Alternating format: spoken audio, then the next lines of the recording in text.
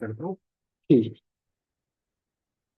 Okay, सो मैंने थोड़ा सा आप लोग को इंट्रोडक्शन ऑलरेडी दे दिया था। मैं अगेन थोड़ा सा बेसिक बता देता हूँ कि मेरा नाम सूरज गुप्ता है और मैंने बेसिकली अपना ग्रेजुएशन इकोनॉमिक्स ऑनर्स में ही किया हुआ है एंड पोस्ट ग्रेजुएशन भी जो है वो इकोनॉमिक्स के क्रॉसपॉन्ड में ही किया हुआ है, मतलब master degree Delhi school of economics, जो कि one of the prestigious university basically college है आपके पूरे इंडिया में। आप जब इकोनॉमिक्स ऑनर्स के बाद मास्टर डिग्री करने के लिए जाओगे तो आपका फर्स्ट प्रेफरेंस डीएसई ही होगा।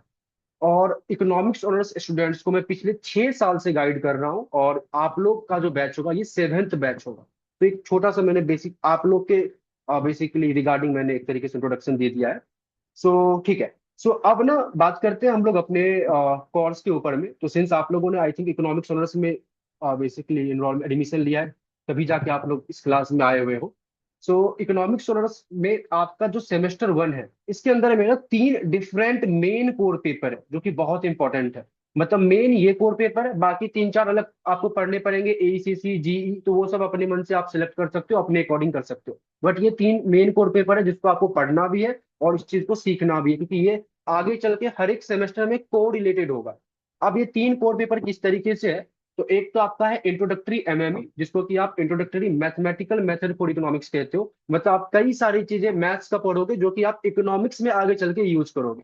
सिमिलरली दूसरा है आपका इंट्रोडक्टरी स्टैटिस्टिक्स, इसको आप basically introductory statistical method for economics की तरह से पढ़ोगे कि स्टैट्स का आप हर एक वो पार्ट पढ़ोगे जो कि आगे चल के आप इकोनॉमिक्स में और यू कैन से इकोनोमेट्रिक्स में यूज करोगे। और third one is introductory micro economics, जो कि आप हल्का फल्का अपने क्लास 11th एंड 12th में पढ़कर आप आए हो। जब आप बेसिकली अगर जिन बच्चों ने मतलब क्लास 11 12 में इकोनॉमिक्स लिया हुआ था तो वो बेसिकली इसको पढ़कर आए हैं।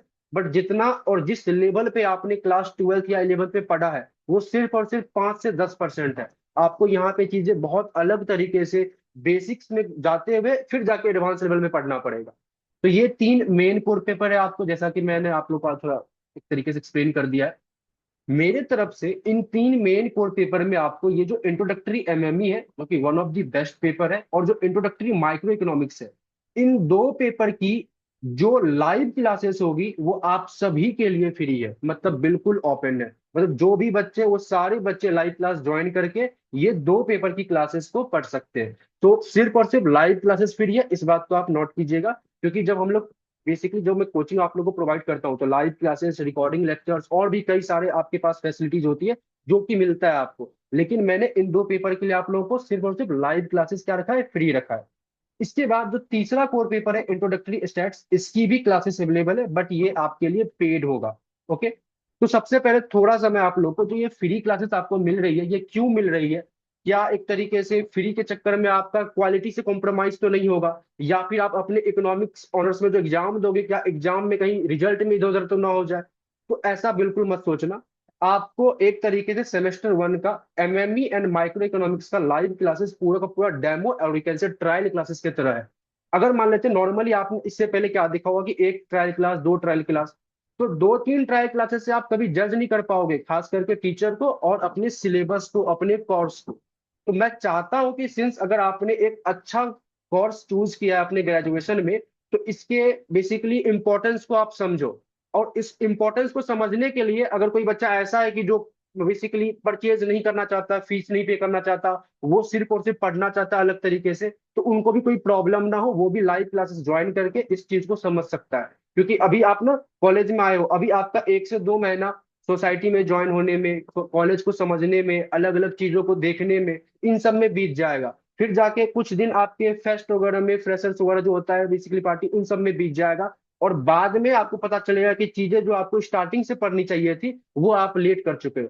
बाकी जितने भी कोर्स है, बीकॉम, बीए, जो भी अलग आपको दिख रहे हैं, वो सब एग्जाम के 1 महीने पहले भी सेमेस्टर वन का टॉपिक हो सकता है, सिवाय इस इकोनॉमिक्स ऑनर्स के। क्योंकि आपने इकोनॉमिक्स ऑनर्स सिर्फ और सिर्फ इकोनॉमिक्स को देखते हुए लिया है, बट यहाँ पे इकोनॉमिक्स बहुत कम है। इकोनॉमिक्स के साथ साथ जो प्रैक्टिकल एप्लीकेशन है, खास करके मैथमेटिक्स का, स्टैट्स का, इकोनोमेट्रिक्स का, वो सब बहुत ज्यादा है जो कि आपको धीरे धीरे समझ में आएगा। अभी तो फिलहाल मैंने आपको थोड़ा सा इंट्रोडक्शन दिया है, जैसे जैसे आप चीजों पढ़ोगे आपको आराम से समझ में आएगा। तो ये पूरा का पूरा जो एमएमई एंड माइक्रो की लाइव क्लासेस है, ये एक तरीके से आपके लिए ट्रायल क्लासेस है। आप आराम से सेमेस्टर वन का पूरा सिलेबस कवर करो, सो डैट कि आप चीजों को अच्छे तरीके से समझ सको और एक अच्छा डिसीजन आप ले सको। अब बात करते हैं स्टैट्स की। तो स्टैट्स का जो है आपको मैं शुरुआत के एक दो क्लासेस जो है ओपन रहेंगी सभी के लिए, बट उसके बाद वो क्लासेस जो है ओनली पेड बैच मतलब पेड स्टूडेंट्स वालों के लिए अवेलेबल होगा। तो उसके लिए जो बच्चे रजिस्टर्ड होंगे उन्हीं के लिए बेसिकली वो क्लासेस अवेलेबल होंगी। बट एमएमई एंड माइक्रो की जो क्लासेस है वो लाइव वाली बिल्कुल फ्री है सभी के लिए। अच्छा, कोई बच्चा ऐसा हो सकता है कि सर मेरे को लाइव जो है मैं ज्वाइन अगर नहीं कर पाता हूँ, मुझे रिकॉर्डिंग क्लासेस देखनी है, तो रिकॉर्डिंग के लिए फिर आपको एप्लीकेशन चार्जेस पे करना पड़ेगा और यू कैन से आपको स्टैट्स का एक्सेस लेना पड़ेगा। इसके अंदर में एमएमई माइक्रो इन सब की रिकॉर्डिंग एंड लाइव वो सब इंक्लूडेड होगी। क्योंकि जब आप रिकॉर्डिंग के लिए जाते हो तो आप एक एप्लीकेशन को यूज करते हो, और जब एप्लीकेशन को आप यूज करते हो तो उसको उसके जो चार्जेस होंगे वो आपको पे करने पड़ेंगे। सो मैं एक तरीके से आप लोग को रिकमेंड करूंगा कि आप एमएमई माइक्रो की, जो बच्चा स्टैट्स नहीं करना चाहता या स्टैट्स खुद से हो जाएगा, तो उसके लिए जो बेसिकली एमएमई एंड माइक्रो का जो एक ऑप्शन खुला हुआ है, तो आप आराम से लाइव क्लासेस ज्वाइन कीजिए और अच्छे तरीके से उसको पढ़िए। अच्छा, लाइव क्लासेस की जो रिकॉर्डिंग है, जो एमएमई एंड माइक्रो की, मैं शुरुआत के कुछ दिन ओपन रखूंगा एप्लीकेशन के ऊपर भी, क्योंकि अभी ना आप लोग मुश्किल से मुश्किल 150 से 200 बच्चे ग्रुप में ज्वाइन किए गए हैं, लेकिन अभी 15 दिन 20 दिन के बाद ऑलमोस्ट 1,000 प्लस बच्चे होंगे, मतलब सभी कॉलेज के सारे बच्चे आएंगे।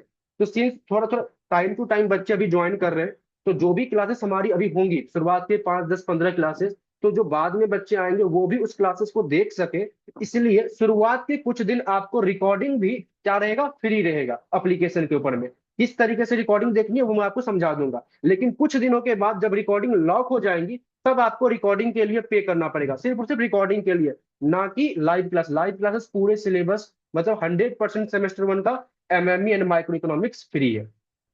यहां तक में किसी को डाउट एनी वन कुछ पूछना चाहता है? किसी को भी कोई डाउट हो तो आप लोग हैंड रेज करके पूछ सकते हो। अच्छा चलिए, अच्छा ये यहाँ तक तो समझ में आ गया है एक तरीके से। अब हम लोग क्लासेस किस तरीके से एक्सेस करेंगे, अगर मान लेते हैं जो बच्चा एक तरीके से रजिस्टर्ड होता है, या फिर जो बच्चा शुरुआत के कुछ दिन रिकॉर्डिंग देखना चाहता है, तो किस तरीके से करेगा। अगर आपके पास एंड्रॉइड फोन है या फिर एंड्रॉइड टैबलेट है, तो आप क्या करोगे, प्ले स्टोर से SIG क्लासेस ऐप एप्लीकेशन को डाउनलोड करोगे। इसके बाद जैसे आपके पास SIG क्लासेस एप्लीकेशन आता है, 1 सेकेंड गाइस, स्क्रीन विजिबल है आप लोगों को या फिर ब्रेक हो गया इसमें? एनीवन? पहले विजिबल था, अब नहीं है, अभी नहीं है। अभी नहीं है, okay okay, 1 second.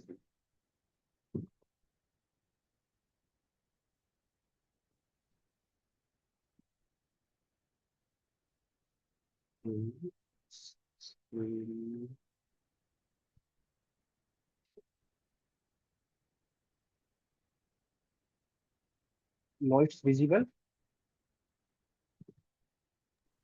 Yes, now it's visible. Okay, ठीक। तो आई थिंक कुछ ग्लिच होगा, टेक्निकल ग्लिच होगा। आप अगेन। ओके, सो बेसिकली आपको करना क्या है, अगर आपके पास एंड्रॉयड टैबलेट या फोन है तो आपको SIG क्लासेस डाउनलोड करना है, अपने नंबर से नाम से रजिस्टर करना है। डाउनलोड करने के बाद आपको एक स्टोर का ऑप्शन दिखेगा। बेसिकली डैशबोर्ड में जब जाओगे तो नीचे मिड में आपको एक स्टोर का ऑप्शन दिखेगा, स्टोर पे क्लिक करना है। आप जैसे स्टोर पे क्लिक करोगे तो आपको फिर इकोनॉमिक्स और सेमेस्टर वन का एक फोल्डर दिखेगा। आपको इस फोल्डर को ओपन करना है। फोल्डर को ओपन करने के बाद आपको सबसे ऊपर में एक कंटेंट का ऑप्शन दिखेगा। इस कंटेंट के ऑप्शन में आपको जाना है, और वहीं पे एक तरीके से एमएमई स्टैट्स एंड माइक्रो के फिर अलग से फोल्डर होंगे, और उसी में जो भी क्लासेस हम लोग लाइव लेंगे उसकी रिकॉर्डिंग क्लासेस अपलोड होंगी। तो बेसिकली आपको क्या करना है, इस फोल्डर के बाद एक कंटेंट के ऑप्शन में जाना है। अच्छा, जब आप इस फोल्डर पे पहुंचोगे ना स्टोर के अंदर में, तो यहाँ पे आपको एक फीस दिखेगी, मतलब जो भी अमाउंट होगा स्टैट्स का वो फी आपको पे दिखेगा। बट आपको एमएमई अगर माइक्रो बस ये दोनों पढ़ने हैं तो आपको फी पे करने की जरूरत नहीं है। आपको एमएमई एंड माइक्रो इकोनॉमिक्स की जो रिकॉर्डिंग क्लासेस रहेंगी वो अनलॉक रहेंगी, तो आप उसको आराम से क्या कर सकते हो, विदाउट पेमेंट देख सकते हो। बट रिकॉर्डिंग कुछ दिनों तक ही अनलॉक रहेंगी, जैसा कि मैंने आपको बताया कि सिंस अभी बच्चे ये सारे बच्चे ज्वाइन करना बाकी है, तो वो सब जब ज्वाइन करेंगे तो उनका जो पीछे का छूटा हुआ चीज है वो कवर कर सके, बस उतना दिन तक ही बेसिकली वो अनलॉक रहेगा। बाद में वो फिर लॉक हो जाएंगे। तो आपका मेन मोटिव है कि आप हमेशा लाइव क्लासेस को ज्वाइन करके अपने सिलेबस को एक तरीके से अपडेट रखें। अगर आप लाइव क्लास ज्वाइन करते हो तो आप टाइम टू टाइम पढ़ोगे भी, बर्डन भी ज्यादा नहीं होगा, और चीजों को बहुत अच्छे से समझोगे भी। जो भी डाउट्स होगा आपका वो डाउट आप डायरेक्टली मेरे से पूछ भी सकते हो। अगर आपके पास एप्पल का फोन है या फिर आईपैड है, तो आप क्या करोगे, एप्पल के ऐप स्टोर से माई इंस्टीट्यूट ऐप को डाउनलोड करोगे। ऐप को डाउनलोड करने के बाद आपसे ORG कोड मांगेगा, जो कि है कैपिटल में ELETU। ठीक है, जो कि मैं डिटेल्स आप लोग को दोबारा से ग्रुप में भेज दूंगा। इस ओआरजी कोड को फिल करके अपने नंबर से आप रजिस्टर कर लोगे। जैसे ही आप रजिस्टर करोगे तो सेम फिर आप एसआईजी क्लासेस के पोर्टल पे ही पहुंच जाओगे, और उसके बाद आपको ये सेम प्रोसेस यूज करना है। इकोनॉमिक्स ऑनर सेमेस्टर वन के फोल्डर में जाना है, स्टोर में जाना है, फिर इकोनॉमिक्स ऑनर सेमेस्टर वन के फोल्डर में जाना है, फिर जाके कंटेंट के ऑप्शन में जाना है। आपको क्लासेस वहां से देखने को मिलेंगी। तो कहने का मतलब ये है कि आप आराम से जो लाइव क्लासेस है उसकी रिकॉर्डिंग्स वगैरह को भी एग्जाम तक अनलिमिटेड व्यू के साथ एक्सेस कर सकते हो, अपने एंड्रॉयड फोन में भी, या फिर आईपैड में, या फिर एप्पल के फोन में भी। लैपटॉप के लिए किस तरीके से करना है उसकी भी इंफॉर्मेशन जल्दी मैं आप लोगों के साथ ग्रुप में शेयर कर दूंगा। अच्छा अच्छा, कुछ बच्चे अगर ऐसे हैं जो बेसिकली स्टैट्स को परचेज करते हैं, तो उसके लिए क्या होगा? अगर आप इस स्टैट्स वाले बैच में रजिस्टर करते हो तो ऑटोमेटिकली आपको ये इंटरमीडिएट एमएमई और माइक्रो इकोनॉमिक्स ये सब ओपन हो जाएंगी, बट ऑटोमेटिकली आपको इनके भी एक्सेस मिल जाएंगे। और आपको क्या सब दिया जाएगा? लाइव क्लासेस रहेंगी, लाइव क्लासेस का रिकॉर्डिंग लेक्चर रहेगा, उसके बाद डाउट सेशंस होंगे जो कि आप आराम से लाइव क्लासेस में भी पूछ सकते हो। और अगर मान लेते हैं कभी आप किसी क्वेश्चन को सॉल्व कर रहे हो और आपको अचानक से कोई डाउट आता है, या किसी कंसेप्ट में आप बेसिकली फंस चुके हो, आप अपने क्लास में कंसेप्ट सीखा बट बाद में आपको डाउट आया, तो आप अपने डाउट को कभी भी, you can ask your doubt any time through WhatsApp, आप व्हाट्सएप के थ्रू पूछ सकते हो और आपको डाउट के रिप्लाई मिलेंगे। उसमें कोई डाउट नहीं है, आपको एक तरीके से with in 1 hour 2 hour 5 hour जैसे ही फ्री होके आपको लिए रिप्लाई दिया जाएगा, मतलब आप डाउट कभी भी पूछ सकते हो। इसके बाद आपको नोट्स दिए जाएंगे जो भी आपका थ्योरेटिकल पेपर्स है। इसके बाद एमएमई एंड स्टैट्स के लिए आपको बुकलेट दिया जाएगा जिसके अंदर आप क्वेश्चंस की प्रैक्टिस कर सकते हो। उसके बाद आपको पीवाईक्यू के डिटेल सॉल्यूशंस दिए जाएंगे हर एक ईयर्स के। उसके बाद जो भी आपके पास लाइव क्लासेस की रिकॉर्डिंग होती है उसका आपका अनलिमिटेड व्यू होता है। क्लास को आप किसी एक डिवाइस में, नॉट दैट किसी एक ही डिवाइस में मैं बात कर रहा हूँ, चाहे वो फोन या फिर टैब या फिर लैपटॉप, किसी एक ही डिवाइस पे आप एक्सेस कर सकते हो। तो आपको जिस भी डिवाइस में करना हो आप बेसिकली कर सकते हो, सब में एप्लीकेशन अवेलेबल है। और उसके बाद आपको क्या कहते हैं, जो आपका माइक्रो का रीडिंग्स है, जो एमएमई की रीडिंग्स है, इसके जितने भी इंपॉर्टेंट रीडिंग्स के क्वेश्चंस है उसके भी आपको बैक सॉल्यूशंस दिए जाएंगे। तो आप आराम से एग्जामिनेशन पॉइंट ऑफ व्यू से बहुत अच्छे तरीके से प्रिपेयर कर सकते हो। ये आपको एक तरीके से क्या मिलेगा वो मैंने आपको समझाया है। अब जाके क्लास की शेड्यूल क्या है। तो वीक में आपकी 5 डेज क्लास होंगी, जिसमें कि 2 दिन हम लोग पढ़ेंगे एमएमई, 2 दिन पढ़ने वाले हैं स्टैट्स, और एक दिन पढ़ेंगे हम लोग माइक्रो। क्लास की टाइमिंग अराउंड हमेशा 6:30 PM रहेंगी। आराम से आप कॉलेज के आने के बाद, मतलब कॉलेज खत्म होने के बाद आप जो है क्लास ले सकते हो। या तो 6:30 PM रहेंगी, या तो इसके बाद ही रहेगा, मतलब या तो 7 PM रहेगा, 7:30 PM रहेगा। तो मतलब इन्हीं 3 टाइम में से कोई एक टाइम रहेगा, 6:30 या तो 7 या तो 7:30, सो डेट कि आप आराम से क्लास ज्वाइन कर सको, आपका कॉलेज मिस नहीं होगा। ओके, सो इस तरीके से आपकी क्लास टाइमिंग होती है, जिसमें कि हम लोग शुरुआत के कुछ दिन अभी एमएमई एंड स्टैट्स का कॉन्टिन्यूअस क्लास करेंगे 2-2 दिन करके। और माइक्रो की क्लास कब स्टार्ट होगी इसकी आप लोगों को जल्दी से, मतलब ग्रुप में इन्फॉर्म कर दिया जाएगा। यहां तक में किसी को कुछ पूछना है, एनीवन, कोई डाउट इंट्रोडक्शन पार्ट में?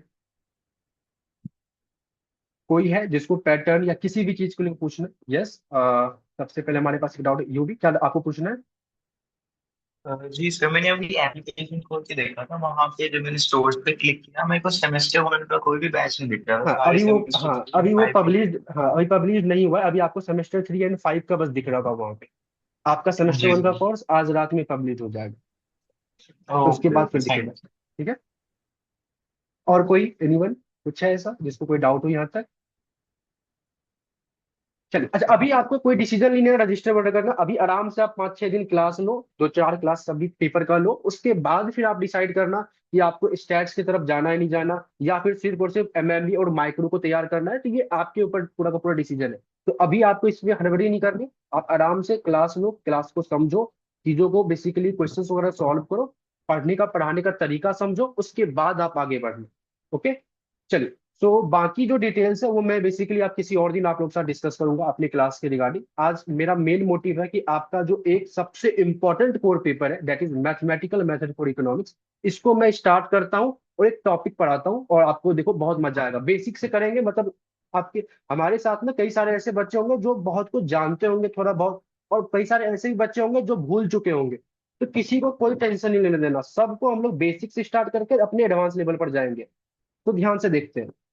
तो one of the core paper आपका इंट्रोडक्टरी एमएमई है, जिसमें कि आपको सबसे ज्यादा मेहनत करना है सेमेस्टर वन के अंदर में, माइक्रो के कंपेयर में ज्यादा मेहनत करना है। एमएमई और स्टैट्स एक तरीके से सेम लेवल का टफनेस लेकर चलता है, जो कि आपका 3 डिफरेंट यूनिट के अंदर में डिवाइड किया गया है आपके पूरे सिलेबस को, ये मतलब सेमेस्टर वन के सिलेबस।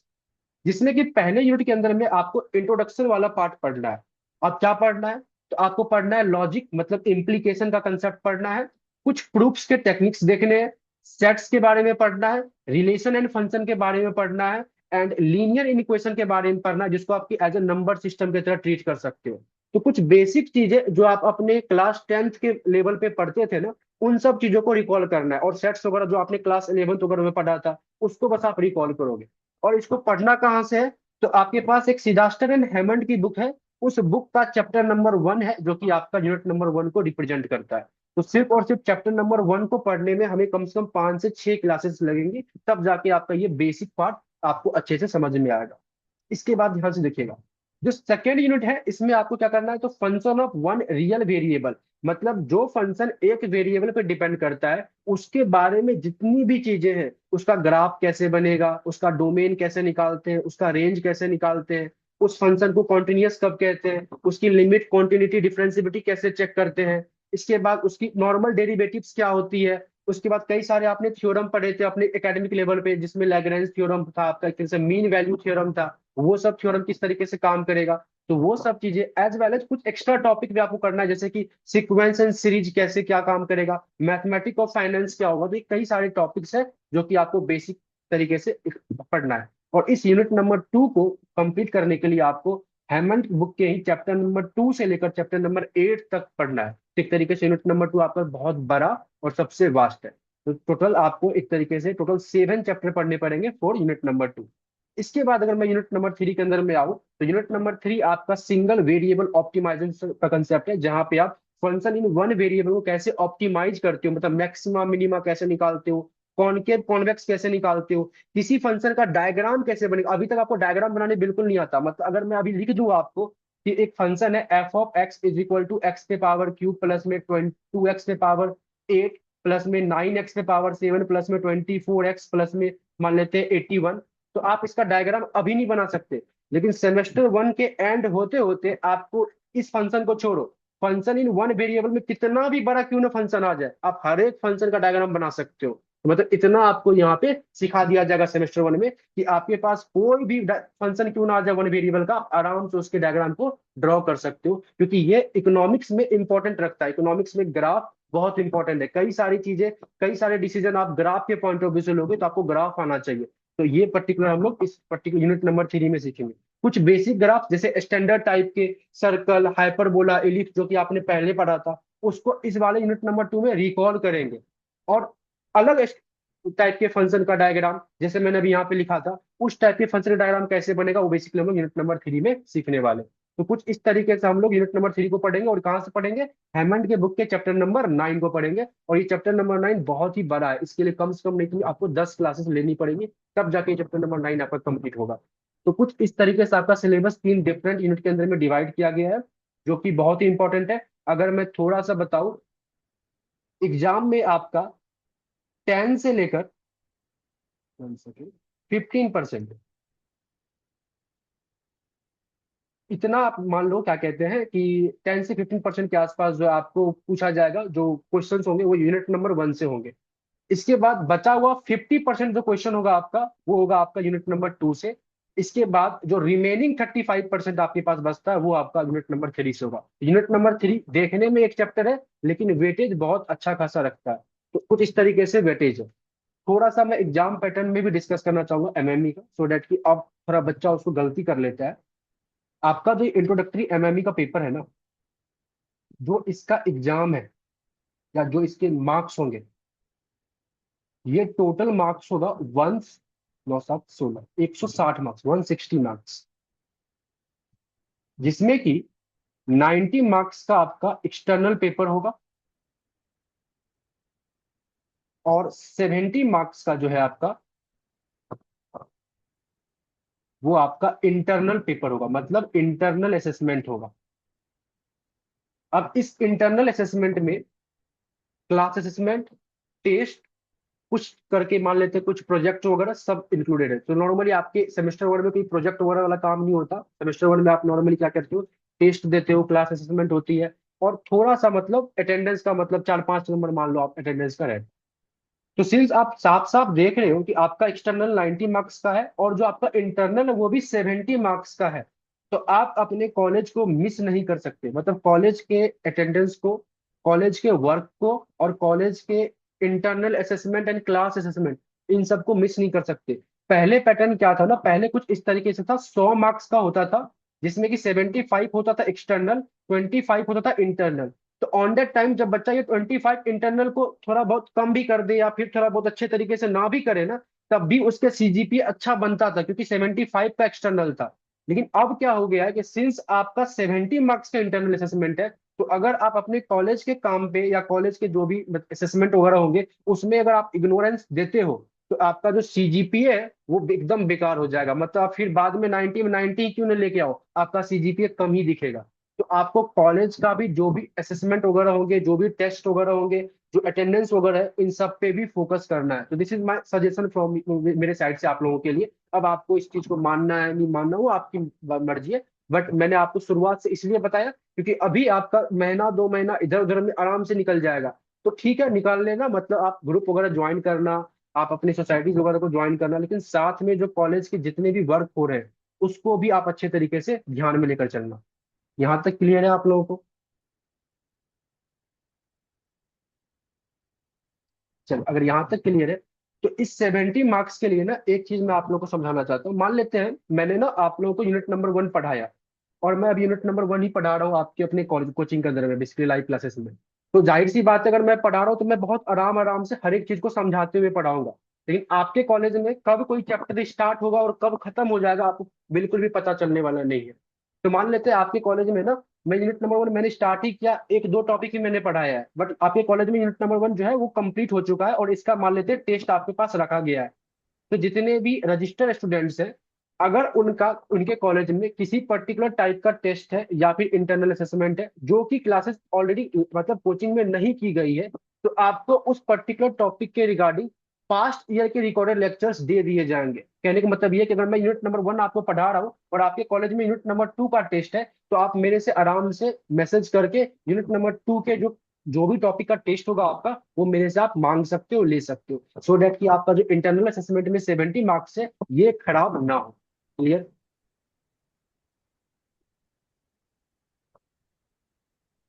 यहाँ तक क्लियर है आप लोगों को? कोई है जिसको डाउट है? चलिए कोई डाउट नहीं है तो अब हम लोग ऐसा करते हैं, एक स्टार्ट करते हैं इंट्रोडक्टरी एमएमई को। सिलेबस मैंने आप लोग को बता दिया, एग्जाम के पैटर्न्स आपको मैंने बता दिए। अब मैं थोड़ा सा बताता हूँ कि हम लोग इंट्रोडक्टरी एमएमई पढ़ेंगे कैसे। जनरली क्या होता है कि आपके कॉलेज में चैप्टर वाइज आपको पढ़ाया जाएगा, लेकिन मेरा पैटर्न इंट्रोडक्टरी एमएमई को पढ़ाने का थोड़ा सा अलग होगा। स्टैट्स और माइक्रो वो तो हम लोग चैप्टर वाइज ही पढ़ेंगे जैसे कॉलेज में कराया जाएगा, बट एमएमई को हम लोग चैप्टर वाइज नहीं पढ़ेंगे, हम लोग टॉपिक वाइज पढ़ेंगे। जैसे फॉर एग्जाम्पल मैंने एक टॉपिक मैंने उठाया लीनियर इनइक्वेशन का, लीनियर इनइक्वालिटी। तो जब आप अपनी रीडिंग्स में देखोगे ना, तो लीनियर इनइक्वेशन का थोड़ा सा पार्ट आपको चैप्टर नंबर 1 में दिखेगा, थोड़ा सा पार्ट आपको चैप्टर नंबर 5 में दिखेगा, फिर जाके थोड़ा सा पार्ट आपको आगे दिखेगा। तो कहने का मतलब ये है कि वो पहले थोड़ा सा लाइन बेसिक बताते हैं, फिर जाके इस बेसिक का कैसे यूज होगा थोड़ा सा एडवांस लेवल पे वो जाके चैप्टर नंबर 5 में बताते हैं, और फिर जाके फिर 9 में इसको यूज करवाते हैं।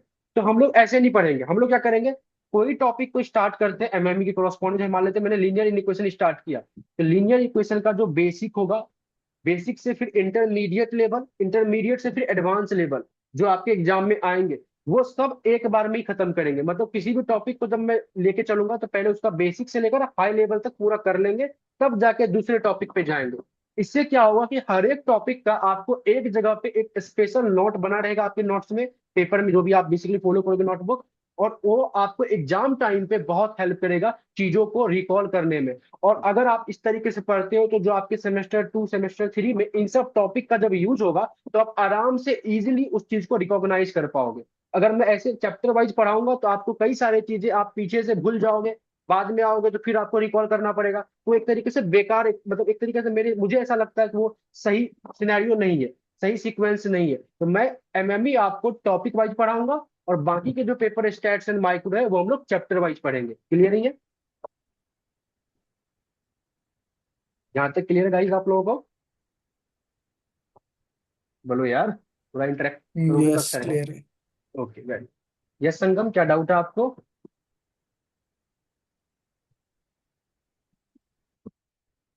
ओके, तो हम लोग आज की क्लास में जो स्टार्ट करने वाले हैं दैट इज लीनियर इनइक्वेशन। आप सभी ने लीनियर इक्वेशन और इक्वेशन से इनइक्वालिटी के बारे में ऑलरेडी एकेडमिक लेवल पे पढ़ा हुआ है, मतलब आप सभी ने ये चीज देखा है क्या? Less than, greater than, less than equal to, greater than equal to, और इसके करॉस्पॉन्ड में कुछ प्रॉपर्टीज भी होती थी कि माइनस से मल्टीप्लाई करने पे क्या होता है, रेसिप्रोकल करने पे क्या होता है, ये सब चीजें आप लोगों ने सीखा हुआ है। तो हम लोग आज की क्लास में इसी लीनियर इक्वेशन को पहले स्टार्ट करते हैं और इसके बाद आगे बढ़ते हैं, ठीक है? सो लीनियर इक्वेशन में सबसे पहले मैं एक चीज आप लोगों से पूछना चाहूंगा। मैं यहाँ पे लिख रहा हूँ कि मान लेते हैं कोई एक्स है, वो बिलोंग करता है 1,3, और सेम मैंने लिखा एक्स एक वेरिएबल है जो कि बिलोंग करता है क्लोज ब्रैकेट 1,3।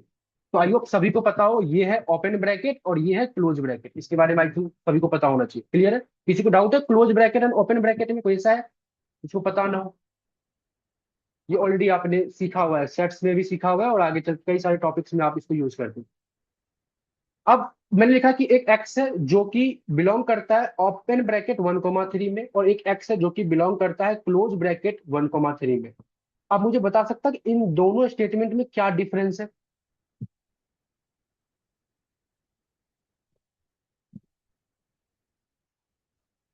क्या अलग है इन दोनों में? सर फर्स्ट वाले में 1 और 3 इंक्लूडेड नहीं है और सेकंड वाले में 1 और 3 इंक्लूडेड है। बिल्कुल सही। तो कहने का मतलब कुछ इस तरीके से बोल सकते हैं, इन फर्स्ट वाले में ये क्या कर रहा है, लाई in between 1 and 3, excluding exactly value of 1 and 3। कुछ ऐसा ही है, मतलब अगर थोड़ा सा देखा जाए। अच्छा, इस चीज को हम लोग ऐसे भी लिख सकते हैं। अगर मैं इसको रिमूव कर दूं तो मैं ऐसा बोल सकता हूँ कि जो आपका एक्स है, इसकी जो वैल्यू है वो 1 और 3 के बीच में लाई करती है। 1 और एग्जैक्टली 3 को ये एक तरीके से एक्सक्लूड कर रही है, ये इसमें इंक्लूड नहीं है। सिमिलरली अगर मैं दूसरे वाले को बोलूं तो ये क्या कहेगा कि एक्स जो है आपका वो 1 और 3 के बीच में लाई करती है, इंक्लूडिंग 1 and 3। क्लियर? सिमिलरली अगर मैं एक और लाइन लिखूं, जो एक्स है वो बिलोंग करता है ओपन ब्रैकेट 1 क्लोज ब्रैकेट 3, और जो एक्स है वो बिलोंग करता है क्लोज ब्रैकेट 1 ओपन ब्रैकेट 3। क्या मैं कह सकता हूँ पहले वाले का मतलब, इसका क्या मतलब है कि जो आपका एक्स है वो 1 से बड़ा है और वो 3 से छोटा है, मतलब 3 को इंक्लूड कर रहा है, 1 को इंक्लूड नहीं कर रहा। और अगर मैं इसको बोलूं तो ये क्या बोलेगा कि जो आपका एक्स है वो 1 से बड़ा है, मतलब 1 को इंक्लूड कर रहा है और 3 से छोटा है, और एग्जैक्ट 3 वाली वैल्यू को इंक्लूड नहीं कर रहा। यहां तक इसमें किसी को डाउट है इस सिंबल में? एनीवन? कोई ऐसा जिसको इसमें डाउट है? क्लियर है सभी को? चलिए, अब जब क्लियर है ना, तो जब भी हम लोग लीनियर इनइक्वेशन पढ़ते हैं ना, तो एक छोटा सा कंसेप्ट हम लोग लेकर चलते हैं। हमेशा हम लोग क्या करते हैं, इग्नोर करते हैं even power factor. Even power factor. अब इवन पावर फैक्टर को इग्नोर करने का क्या मतलब है, कैसे करते हैं, क्या है नहीं है, वो हम लोग समझते हैं। मान लो मेरे पास एक सिंपल सा क्वेश्चन है। मैंने बोला कि आपको ना एक्स के रिगार्डिंग सॉल्व करना है, और क्वेश्चन कुछ इस तरीके से है, x-1 पे पावर 3, x-2 का स्क्वायर, x+1, कुछ इस तरीके से, और इसकी वैल्यू मेरे को चाहिए let us suppose less than 0। तो मेरे को x की वो हर एक वैल्यू चाहिए जो कि इस पूरे इक्वेशन को होल्ड करे, मतलब कि उस x की वैल्यू पे इसकी जो वैल्यू आएगी टोटल की वो 0 से छोटा है। तो सबसे पहले मेरे को ये बताओ कि यहाँ पे 3 फैक्टर है, एक फैक्टर ये है, एक फैक्टर ये है और एक फैक्टर ये है। इन तीनों में से इवन पावर फैक्टर कौन सा है? सेकंड वाला। सेकंड वाला। Second one. सभी सभी को क्लियर है कि सेकंड वाला जो है वो क्या है, एक तरीके से इवन पावर फैक्टर। तो हम लोग क्या करेंगे, इस इवन पावर फैक्टर को इग्नोर कर देंगे। तो किसी भी इनइक्वालिटी के क्वेश्चंस को करने का जो तरीका है उसको हम लोग कुछ स्टेप्स में सीखते हैं। पहला स्टेप कि अगर मेरे इनइक्वालिटी वाले क्वेश्चन में कोई इवन पावर फैक्टर वाला चीज है तो उसको मैं इग्नोर कर दूंगा, तो मतलब इस वाले टर्म को मैं इग्नोर कर दूंगा फिलहाल के लिए। अब सेकेंड स्टेप में क्या करूंगा, सेकेंड स्टेप में मैं एक नंबर लाइन को ड्रॉ करूंगा। अब ये number line basically minus infinity से इन्फिनिटी का होगा, मतलब पूरे रियल नंबर का होगा। अब जो मेरे पास ऑड पावर फैक्टर है उसको बस मैं लेके चलूंगा, तो जो जितने भी ऑड पावर फैक्टर है उसको इक्वल टू जीरो पुट करके उसकी वैल्यू निकालूंगा। जैसे कि पहला ये x-1, तो x-1 को जब मैं इक्वल टू जीरो पुट करूंगा तो x की वैल्यू 1 आएगी, तो मैंने लिखा कि एक नंबर मेरे पास 1 है।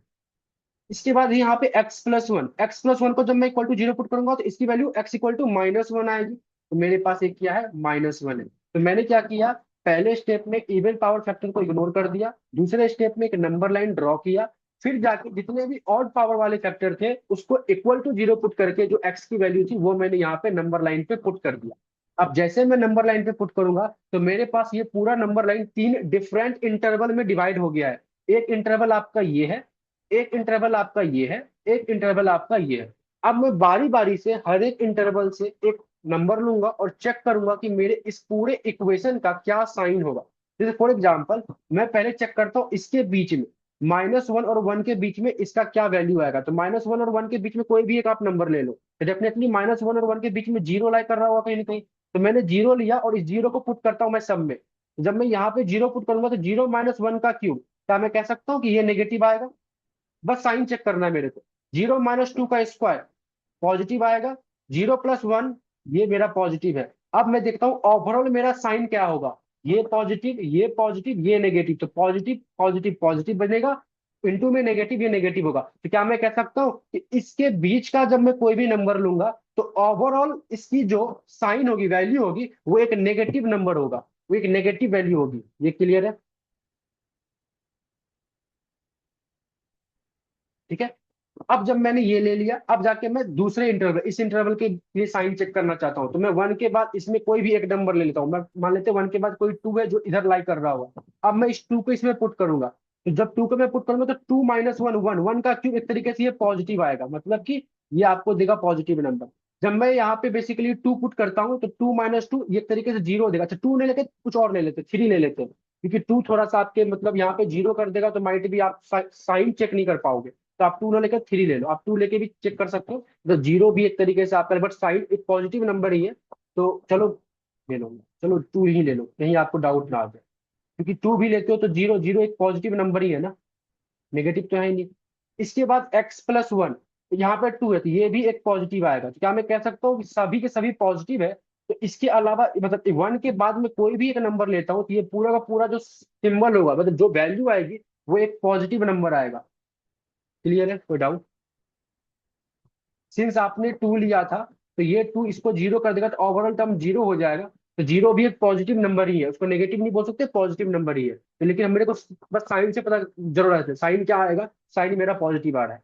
सिमिलरली मेरे पास एक इंटरवल ये बचा है, तो अब मैं -1 और -∞ के बीच में कोई भी एक नंबर लेना चाहता हूँ। मान लेते हैं मैंने -3 लिया, जब मैं -3 लूंगा तो -3 - 1 एक तरीके से -4 का क्यूब, ये मेरे लिए नेगेटिव होगा।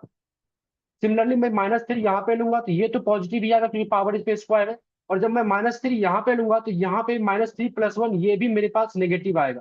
तो आज अगर मैं देखूँ तो नेगेटिव प्लस नेगेटिव इंटू में पॉजिटिव, ये आ जाएगा नेगेटिव, फिर नेगेटिव इंटू में नेगेटिव, ओवरऑल टर्म आपका पॉजिटिव आएगा, मतलब ओवरऑल जब देखोगे तो आपके पास जो वैल्यू आएगी वो एक पॉजिटिव नंबर आएगी। तो सबसे पहले तीसरे स्टेप में तो मैंने हर एक इंटरवल से एक नंबर लिया और उस नंबर को मैंने इस वाले इक्वेशन पे पुट करके इस पूरे का एक वैल्यू चेक करना चाहता था, साइन क्या होगा। वो समझ में आया आप लोगों को? ये क्लियर है? बोलो गाइस। यस यस क्लियर है। सर। ठीक है। अब ये क्लियर हो गया तो अब मुझे बताओ कि x की मुझे ऐसी वैल्यू चाहिए जिससे कि ये जो पूरा का पूरा फैक्टर है ये क्या हो, पॉजिटिव हो या नेगेटिव हो, जीरो से बड़ा हो या जीरो से छोटा हो। नेगेटिव। नेगेटिव। Negative negative. अगर नेगेटिव होगा तो बताओ इस तीनों ही इंटरवल में से, मान लो तो ये पहला इंटरवल था, ये दूसरा था, ये तीसरा, इन तीनों इंटरवल में नेगेटिव कहाँ पे आ रहा है? -1। Second second. इंटरवल। किस वाले सेकंड पे? इंटरवल। सेकेंड वाले पे। तो क्या मैं कह सकता हूँ कि जो मेरा एक्स होगा वो बिलोंग करेगा कहाँ, -1 से लेकर, -1 के बाद। और इसको आप ऐसे लिख सकते हो -1 से बड़ा एक्स लेस देन। क्लियर है? यस।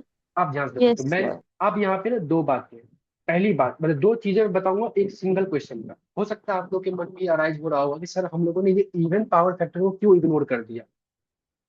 इवन पावर फैक्टर को इग्नोर करने का क्या मतलब है। सबसे पहले तो जब भी आप अपने क्वेश्चन से इवन पावर फैक्टर को इग्नोर करोगे तो आपका क्वेश्चन थोड़ा इजी हो जाएगा। अब इजी क्यों होगा मैं समझाता हूँ।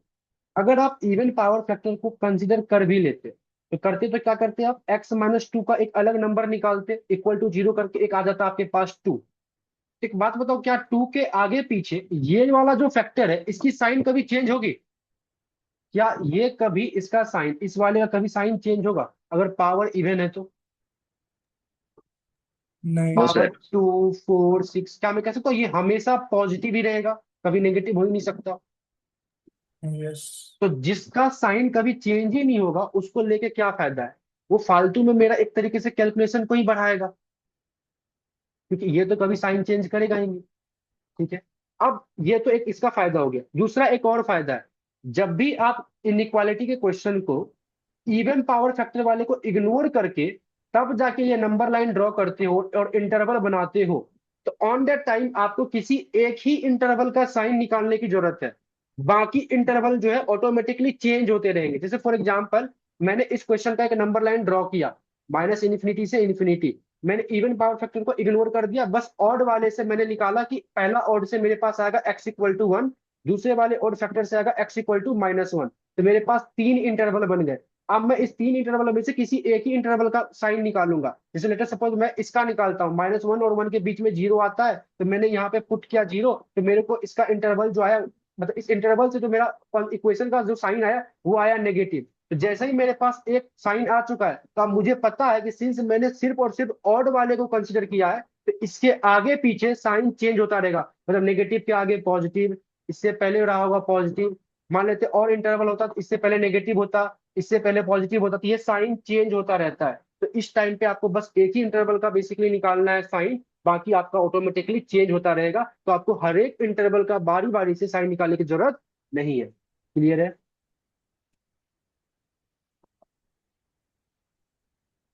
ये क्लियर आप लोगों को। Yes sir. यस चलो सर। सेम क्वेश्चन करते हैं और सेम क्वेश्चन में बस एक चीज अलग करते हैं। मान लेते हैं मैंने बोला यहाँ पे आपका x-1 का क्यूब, एक है x-2 और एक है x+1। अभी मैंने लिखा था इसको लेस देन 0। अब मैं लिख रहा हूँ ये लेस देन इक्वल टू 0। अब इस पर्टिकुलर क्वेश्चन को कैसे सॉल्व करेंगे।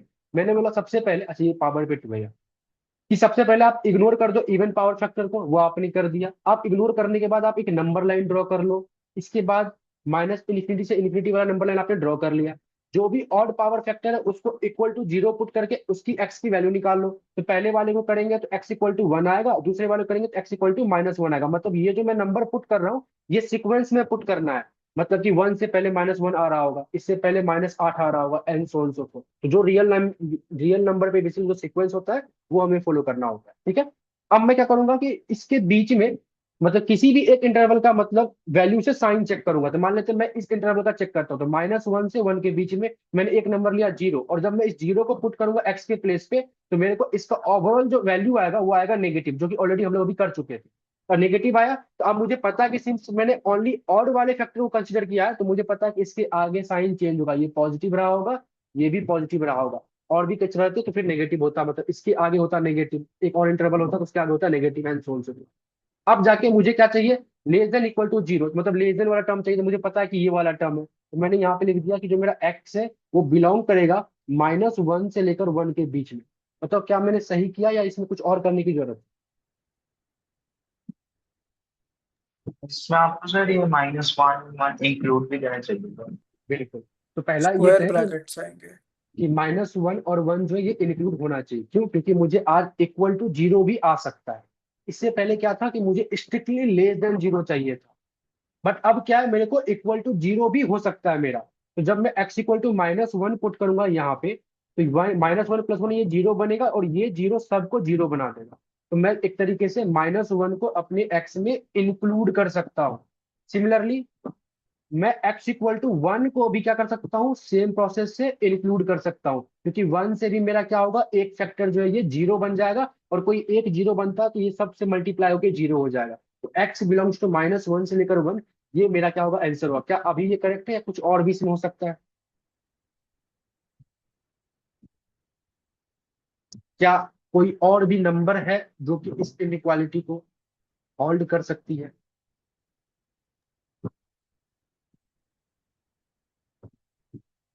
देखो, क्या x इक्वल टू 2 पे ओवरऑल टर्म 0 होगा?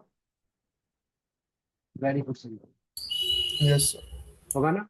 क्योंकि एक फैक्टर ये है और ये भी तो किसी नंबर पे जीरो, ये साइन चेंज नहीं करेगा बट जीरो तो हो सकता है ना।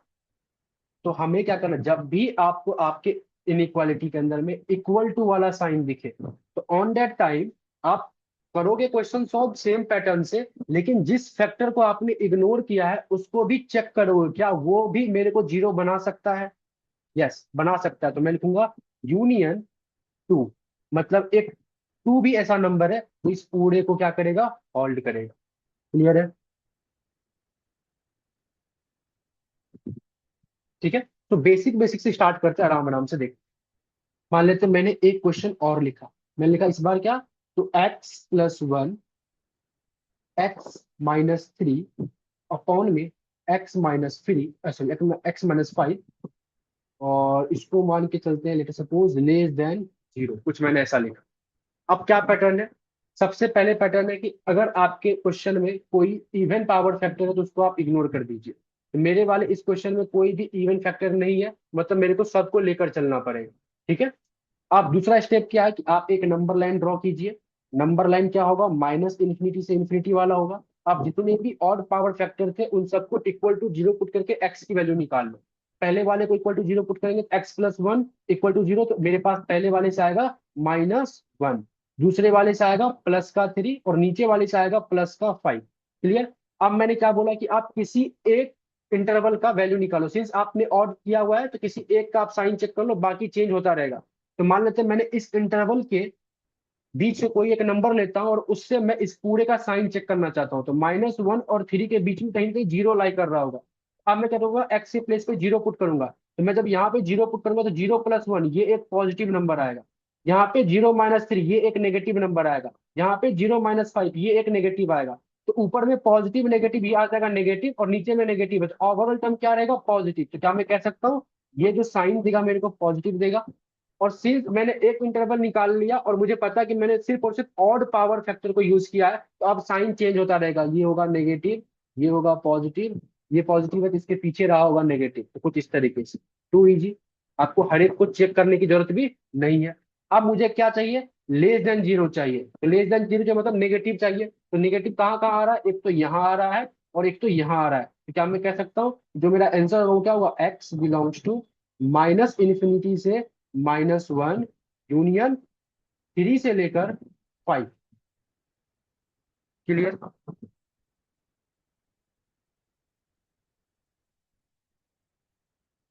इसमें कोई डाउट ही नहीं?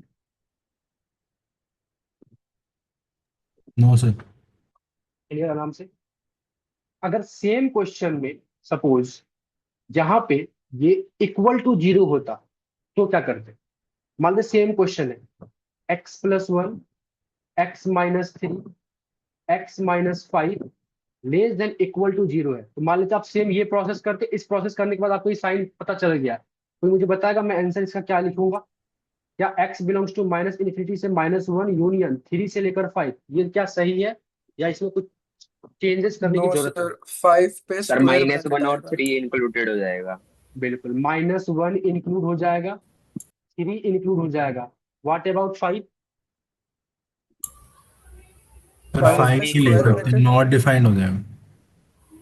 सभी को क्लियर है कि 5 इंक्लूड नहीं होगा यहाँ पे, क्योंकि अगर आप 5 को इंक्लूड करते हो तो ये 5 - 5 जीरो हो जाएगा, और समथिंग अपॉन में जीरो क्या होता है, नॉट डिफाइंड। क्लियर? लेकिन आप 1, सॉरी -1 और 3 को इंक्लूड कर सकते हो क्योंकि जीरो अपॉन में समथिंग जीरो होता है। क्लियर? अगर आप चाहो तो मैं यहाँ से पे आप लोगों के लिए लिख सकता हूँ, नॉट समथिंग अपॉन में जो जीरो होगा वो होगा नॉट डिफाइंड, ये कभी आप कर नहीं सकते। और जीरो अपॉन में जो समथिंग होगा वो होगा जीरो, और जीरो एक नंबर है तो ये पॉसिबल है। तो मैं क्या करूंगा यहाँ पे, 1 -1 और 3 को इंक्लूड करूंगा। तो ये मैंने क्या किया, जब इक्वल टू था तो मैंने हर एक फैक्टर को चेक किया, कि क्या कोई और नंबर आ सकता है, कुछ इंक्लूड हो सकता है। तो यस, मैंने देखा कि -1 और 3 जो है मेरा वो इंक्लूड हो सकता है। फिर मैंने 5 के बारे में चेक किया, क्या 5 इंक्लूड हो सकता है? तो नहीं, 5 इंक्लूड नहीं होगा। क्यों नहीं होगा? क्योंकि ये फिर नॉट डिफाइन हो जाएगा। क्लियर? यहां तक किसी को डाउट? एनीवन? चलिए, तो अभी ना 3 क्वेश्चन से हम लोगों ने इवन पावर फैक्टर को क्यों इग्नोर करते हैं और कैसे स्टेप बाय स्टेप एक सिस्टम को फॉलो करते हैं इनइक्वालिटी को सॉल्व करने का, वो हम लोगों ने सीख लिया। अब इसको सीखने के बाद ना कुछ बेसिक कंसेप्ट देखते हैं, मतलब अलग अलग टर्म्स। तो सबसे पहले हम लोग जो कंसेप्ट देख रहे हैं वो देख रहे हैं स्क्वायर का। आप लोगों ने ऑलरेडी सीखा हुआ है। तो स्क्वायर में मान लेते हैं अगर मेरे पास x square is equal to 25 है, तो कोई मुझे बताएगा कि एक्स की क्या वैल्यू होगी?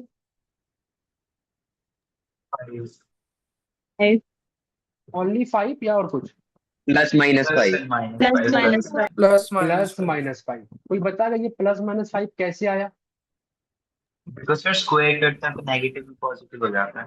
हो जाता है, बट इसको किसी तरीके से सॉल्व तो किया होगा ना। एक होता है कि टीचर ने बोला कि एक्स स्क्वायर बराबर 25 है, तो एक्स की वैल्यू प्लस माइनस में आएगी। उसका जो अंडर रूट होगा ना, कई बार हम लोग याद करते हैं एकेडमिक पे कि अगर एक्स स्क्वायर बराबर 36 है तो 36 का अंडर रूट 6 होगा। तो सिंस स्क्वायर है तो प्लस माइनस दोनों होल्ड करेगा। बिकॉज फिर ऐसा होता है कि हम इसमें माइनस एक्स फाइव स्क्वायर करें माइनस तो 25 इक्वल टू 0 कर 25 देंगे, उसके बाद सॉल्व कर देंगे। Very good. क्या हम लोग इसको ऐसे कर सकते हैं, एक्स स्क्वायर 25 को इस तरफ शिफ्ट कर देंगे तो ये इक्वल टू 0 हो जाएगा। अब जाके ये अब x a plus b square, a minus b की हाँ, आइडेंटिटी लगा देंगे। 5 square, a square minus b square आ गया। अब हम इसको a plus b, a minus b का जो फॉर्मूला होता है that is x plus 5 and x minus 5, ये यूज कर लेंगे। अब साफ साफ मेरे पास दो फैक्टर बन गए, तो मैं साफ साफ देख पा रहा हूँ कि एक बार एक्स इक्वल टू मेरा क्या आ रहा है -5, और एक बार मेरे पास क्या आ रहा है +5। तो एक्स के दो वैल्यू पे ये मेरा जो है इक्वालिटी होल्ड कर रहा है, ये इक्वालिटी है। ठीक है, तब जाके मेरे पास एक्स की दो वैल्यू हुई +5 एंड -5। अब आते हैं सेकेंड। तो अगर एक्स स्क्वायर बराबर 25 है तो एक्स स्क्वायर लेस देन 25। अब मेरे को इसको सॉल्व करना है। क्या मैं इसको सॉल्व करने के लिए ये वाला जो प्रोसेस है इसको यूज कर सकता हूँ? यस। सिंस मुझे अगर इसका पता है कि ये कैसे हो रहा था, तो अब मैं इसके लिए भी ये वाला प्रोसेस यूज कर सकता हूँ। लेकिन ये इक्वालिटी में था तो आराम से हो गया, ये इनइक्वालिटी में है तो मेरे को नंबर लाइन वगैरह बनाना पड़ेगा। देखते हैं, मैं क्या कर सकता हूँ, इसको एक्स स्क्वायर -25 लेस देन 0, 25 को उस तरफ शिफ्ट कर लिया। अब जाके अगेन यहाँ पे ये x+5 x-5 इसमें के फॉर्म में हम लोगों ने ब्रेक कर दिया। अब ये एक तरीके से इनइक्वालिटी का रूप ले चुका है। अब जब भी इनइक्वालिटी आएगा तो हम लोग क्या करेंगे, स्टेप फॉलो करेंगे। सबसे पहले इग्नोर करेंगे इवन पावर फैक्टर को, जो कि इसमें है ही नहीं, तो पहले से इग्नोर है। अब ऑड पावर फैक्टर है तो कैसे करेंगे, स्टेप 2 में एक नंबर लाइन ड्रॉ करेंगे, -∞ से इन्फिनिटी। जितने यहाँ पे मेरे पास फैक्टर थे उसको इक्वल टू 0 पुट करके एक्स की वैल्यू निकालेंगे। तो एक एक्स आ रहा है मेरे पास, x+5 इक्वल टू 0 पुट करेंगे तो -5 आएगा, x-5 इक्वल टू 0 पुट करेंगे तो मेरे पास 5 आएगा। अब मैं क्या करूंगा, इन दोनों के बीच में मतलब कोई एक इंटरवल के वैल्यू से साइन चेक करते हैं, तो -5 और 5 के बीच में 0 लाई करता है, तो मैं 0 पुट करूंगा यहाँ पे, तो प्लस माइनस ये एक तरीके से नेगेटिव नंबर दे देगा। तो मेरे पास यहाँ नेगेटिव आ गया। अब ये नेगेटिव है, सिंस ऑड वाले को बस कंसिडर किए हुए हैं, तो ये बस साइन चेंज होता रहेगा, पॉजिटिव नेगेटिव पॉजिटिव। अब मुझे क्या चाहिए, लेस देन चाहिए, तो मैं साफ साफ समझ सकता हूँ ये मेरा क्या होगा, x बिलोंग्स टू -5 से 5। क्या मैं इसको ऐसे लिख सकता हूँ, -5 से बड़ा होना चाहिए x, लेस देन 5। क्लियर है? कोई डाउट इसमें? एनीवन? यस। सिमिलरली अगर मैं एक और करता, question 3, x square is greater than 25, क्या सेम प्रोसेस फॉलो कर सकते हैं? क्या होगा process, x square -25 is greater than equal to 0, x+5 x-5 is greater than equal to 0। Again number line draw करेंगे, -∞ से इन्फिनिटी। दोनों फैक्टर के क्रॉसपोर्ट में x की वैल्यू एक आएगा -5, एक आएगा 5, -5 और 5 के बीच की एक वैल्यू लेंगे और चेक करेंगे, तो ये साइन मेरे पास नेगेटिव आएगा, इस तरफ फिर पॉजिटिव, इस तरफ फिर पॉजिटिव। मुझे इस बार क्या चाहिए, ये टोटल टर्म मेरा ग्रेटर देन इक्वल टू 0 हो। तो ये कब हो रहा है, ये हो रहा है जब आपका मतलब इस वाले में, एक तो इस वाले में और एक तो इस वाले इंटरवल में। और पहला वाला इंटरवल क्या कहता है कि x जो है आपका वो लेस देन -5 है, और दूसरा वाला इंटरवल क्या कहता है, x जो है आपका वो ग्रेटर देन 5 है। मतलब जिसको आप ऐसे भी लिख सकते हो, x belongs to minus infinity से -5 यूनियन +5 से +5। मतलब ये दोनों सेम चीज है, मतलब आंसर ये दोनों ही आपका आंसर है, इनमें से कोई भी आप एक लिख सकते हो, दोनों सेम बात बता रहे हैं। क्लियर है यहाँ तक? कोई डाउट? अगर यहाँ पे इक्वल टू लगा रहता तो हम लोग क्या करते, यहाँ पे भी इक्वल टू लगाते। क्लियर है आप लोगों को? चलिए क्वेश्चन नंबर 3 तक क्लियर है, तो मैं आप इसका 4 पॉइंट कह रहा हूं। मैं कह रहा हूं कि x² इज लेस देन -25। बताओ x की क्या वैल्यू है, क्या करेंगे इसके लिए?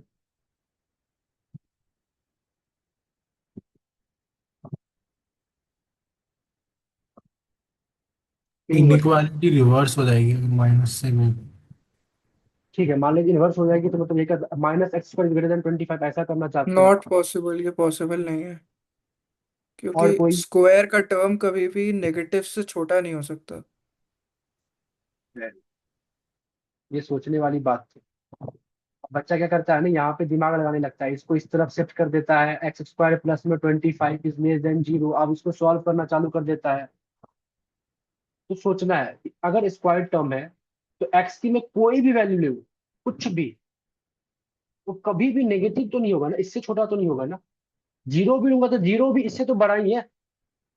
तो यहाँ पे हम लिखेंगे x बिलोंग्स टू 5, मतलब नॉट पॉसिबल।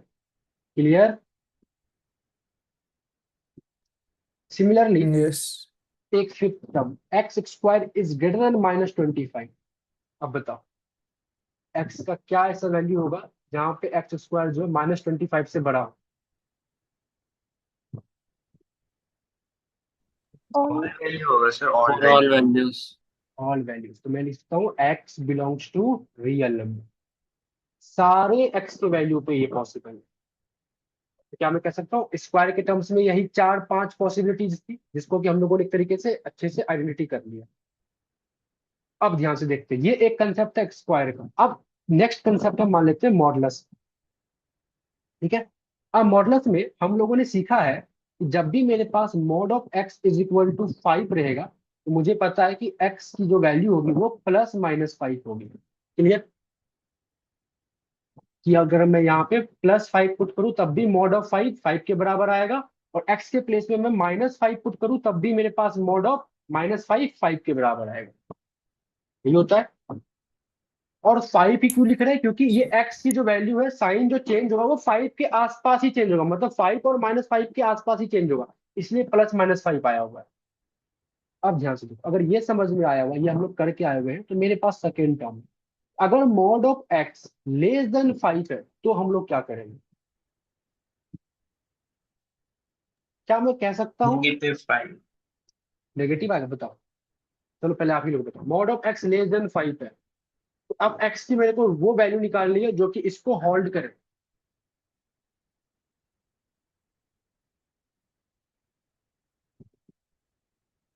चलो देखते हैं एक बार। मैंने क्या किया, एक नंबर लाइन ड्रॉ किया, जैसे अभी वो सीख रहे थे, माइनस इन्फिनिटी से इन्फिनिटी। क्या आप लोग ये मान के चल रहे हैं कि इस x का जो साइन चेंज होगा वो ±5 के आगे पीछे चेंज होगा? बोलो। ये x का हाँ, साइन यस। और वैल्यू यस। ±5 के आगे पीछे चेंज होगा, क्योंकि 5 इधर है, तो मैंने यहाँ पे एक -5 और एक +5 डाल दिया। क्लियर? अब मैं देख रहा हूँ बारी बारी से हर एक इंटरवल को लूंगा और देखूंगा कौन इसको सेटिस्फाई कर रहा है। तो सबसे पहले मैंने 5 से आगे इस इंटरवल का कोई एक नंबर लिया, मान लेते हैं मैंने एक नंबर लिया 6, तो मैं यहाँ पे 6 पुट करूंगा। Mod of 6 is less than 5, तो मतलब 6 इज लेस देन 5। क्या ये करेक्ट है? No sir. नहीं, तो ये इंटरवल मेरा फेल हो चुका है। अब मैं इस वाले इंटरवल को ले रहा हूँ -5 से पीछे का, मान लेते हैं -5 से पीछे एक नंबर है -7 मैंने लिया, मैंने लिखा यहाँ पे mod of -7 is less than 5, तो मतलब 7 इज लेस देन 5। क्या ये करेक्ट है? मॉड -7 का 7 हो जाएगा। No 7 sir. Is less than 5 correct है? नहीं। तो कहने का मतलब ये वाला इंटरवल भी काम नहीं करेगा। अब मेरे पास एक ये वाला बचा -5 और 5, इसके बीच का कोई एक नंबर ले लेते हैं, मान लेते हैं मैंने इसके बीच का नंबर ले लिया 0। आप कुछ भी लो, मान लेते -3 आप ले लो, तो आप लिखा -3 लेस देन 5, -3 का आएगा 3, 3 लेस देन 5। क्या ये करेक्ट है? Yes sir. बिल्कुल। कहने का मतलब बस ये वाला इंटरवल करेक्ट है। और ये वाला इंटरवल क्या है कि जो आपका एक्स है वो कहाँ पे लाई कर रहा है, -5 से 5 के बीच लाई, जिसको कि आप ऐसे लिख सकते हो कि आपका एक्स -5 से बड़ा और <5 है। क्लियर? ये समझ में आया? Yes sir. अब ये समझ में आया यस तो मैं इससे ना एक फॉर्मूला निकालना चाहता हूँ कि जब भी मेरे को मॉड के अंदर में कोई वेरिएबल गिवन है, कोई भी टर्म गिवन है, तो मेरे को बताया later suppose mod of x है यहाँ पे, और वो a होगा, बताओ कब कब। तो क्या मैं कह सकता हूँ कि मॉड के अंदर में जो भी फैक्टर है अगर उसको मेरे को a बताना है, तो वो एक तरीके से इस a के नेगेटिव नंबर से बड़ा और इस a के पॉजिटिव नंबर से छोटा, बाय यूजिंग दिस लिख सकते हैं। यस सिमिलरली अगर मान लेते हैं यहाँ पे इक्वल टू होता, तो अगर मॉड ऑफ एक्स <= a होता तो मैं क्या लिखता, -a के बड़ा और +a से छोटा।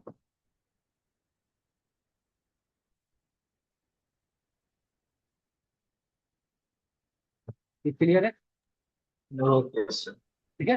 तो अब मान लेते हैं मेरे पास एक क्वेश्चन आ जाता है पेपर में। क्वेश्चन आता है कि मान लेते हैं मॉड ऑफ 4x माइनस में 2 इज <8। इसको सॉल्व करो। हम लोग इसको कैसे ब्रेक करते हैं? सबसे पहले मॉड के अंदर में जो टर्म है उसको मेरे को इस 8 से छोटा रखना है। अभी हम लोगों ने क्या सीखा, जो भी मॉड के अंदर में टर्म है अगर उसको मेरे को इससे छोटा करना है तो वो क्या होगा, उस वाले टर्म मतलब 8 के माइनस से बड़ा होगा मॉड के बीच वाला टर्म, और 8 के प्लस से छोटा होगा। क्या लिख सकते हैं इसको ऐसे? अब जब मैंने इसको ऐसे लिख दिया तो अब मेरे को एक्स के टर्म्स में आंसर लेके आना है। तो मैं क्या करूंगा, सब पहले तो इस 2 को एलिमिनेट करूंगा। 2 को एलिमिनेट करने के लिए मैं हर साइड 2 से ऐड कर देता हूँ, +2 कर देता हूँ। तो मैं यहाँ +2 करूंगा तो -8 + 2 ये -6 हो जाएगा। 4x - 2 + 2 करूंगा तो यहाँ पे ओनली 4x बचेगा, और 8 + 2 यहाँ पे 10 आ जाएगा। अब मेरे को 4 को हटाना है यहाँ से बीच से, तो हर जगह मैं सब तरफ 4 से डिवाइड कर देता हूँ। ये आ जाएगा -6/4, ये आ जाएगा x, ये आ जाएगा 10/4। This is your answer. तो जब मुझे मॉड का एक आइडेंटिटी पता चल गया वाले का, तो क्या मैं आराम से किसी भी क्वेश्चन को सॉल्व कर सकता हूँ? Yes sir. तो मेरा तो आपको बेसिकली ये याद रखना है। एक तरीके से आपके लिए एक फॉर्मूला बन गया मॉड के कॉरस्पॉन्ड में ये वाला टर्म, जिसको कि हम लोगों ने एक तरीके से यहाँ से रिकॉग्नाइज किया है। अब आते हैं तीसरे वाले टर्म। मान लेते हैं तीसरा क्या है हमारे पास, कि जो मॉड ऑफ एक्स है वो <5 है। तो अगेन मुझे क्या पता है, इसको सॉल्व करना है तो मैं नंबर लाइन ड्रॉ करूंगा -∞ से ∞। मुझे पता है कि 5 जो है, मतलब ये वाला जो बेसिकली टर्म है ये +5 और -5 इसके आगे पीछे चेंज करेगा। तो मैंने लिखा यहाँ पे -5, यहाँ पे मैंने लिखा +5। अब मैं चेक करता हूँ, जब मैं तीन इंटरवल है 1 2 3, जब मैं 5 से आगे इस वाले इंटरवल से कोई नंबर लूंगा, मान लेते हैं मैंने 6 लिया, तो मैं यहाँ पे 6 लिखूंगा तो 6 इज >5। क्या ये सही है? यस। सिमिलरली मैं ये वाला इंटरवल लेता हूँ -5 से पीछे मान लेते हैं -8 है, तो -8 मॉड ऑफ -8 इज >5, तो 8 इज >5। क्या ये सही है? यस। Yes sir. अब मैं -5 और 5 के बीच का कोई नंबर ले लेता हूँ, 0, 0 पुट करूंगा, 0 इज >5। क्या ये सही है? नहीं, नो सर। ये गलत हो। तो कहने का मतलब इसका मेरे पास आंसर क्या आ गया, कि जो आपका एक्स है वो -5 से छोटा होगा, यूनियन +5 से बड़ा होगा। This is the answer. अगर ये समझ में आ गया तो मैं यहां से एक रिजल्ट निकाल सकता हूँ कि अगर मेरा mod of x is > a, mod के अंदर में कोई वेरिएबल है और उसको मुझे किसी पर्टिकुलर पैरामीटर से बड़ा बताना है, तो वो बेसिकली जो वेरिएबल होगा उस पैरामीटर के नेगेटिव से छोटा रहेगा, यूनियन उस पैरामीटर के पॉजिटिव से बड़ा रहेगा। तो दिस इज दी फॉर्मूला, जिसको कि आपको याद रखना। क्लियर है? Yes sir. जो कि हमारे पास यहाँ पे हो रहा था इस वाले टर्म्स। चलिए अब ये हो गया, तो अब इसके फोर्थ वाले पार्ट को देखते हैं। Mod of x is <-5। बताओ एक्स की कौन सी वैल्यू होगी जो इसको होल्ड करेगा?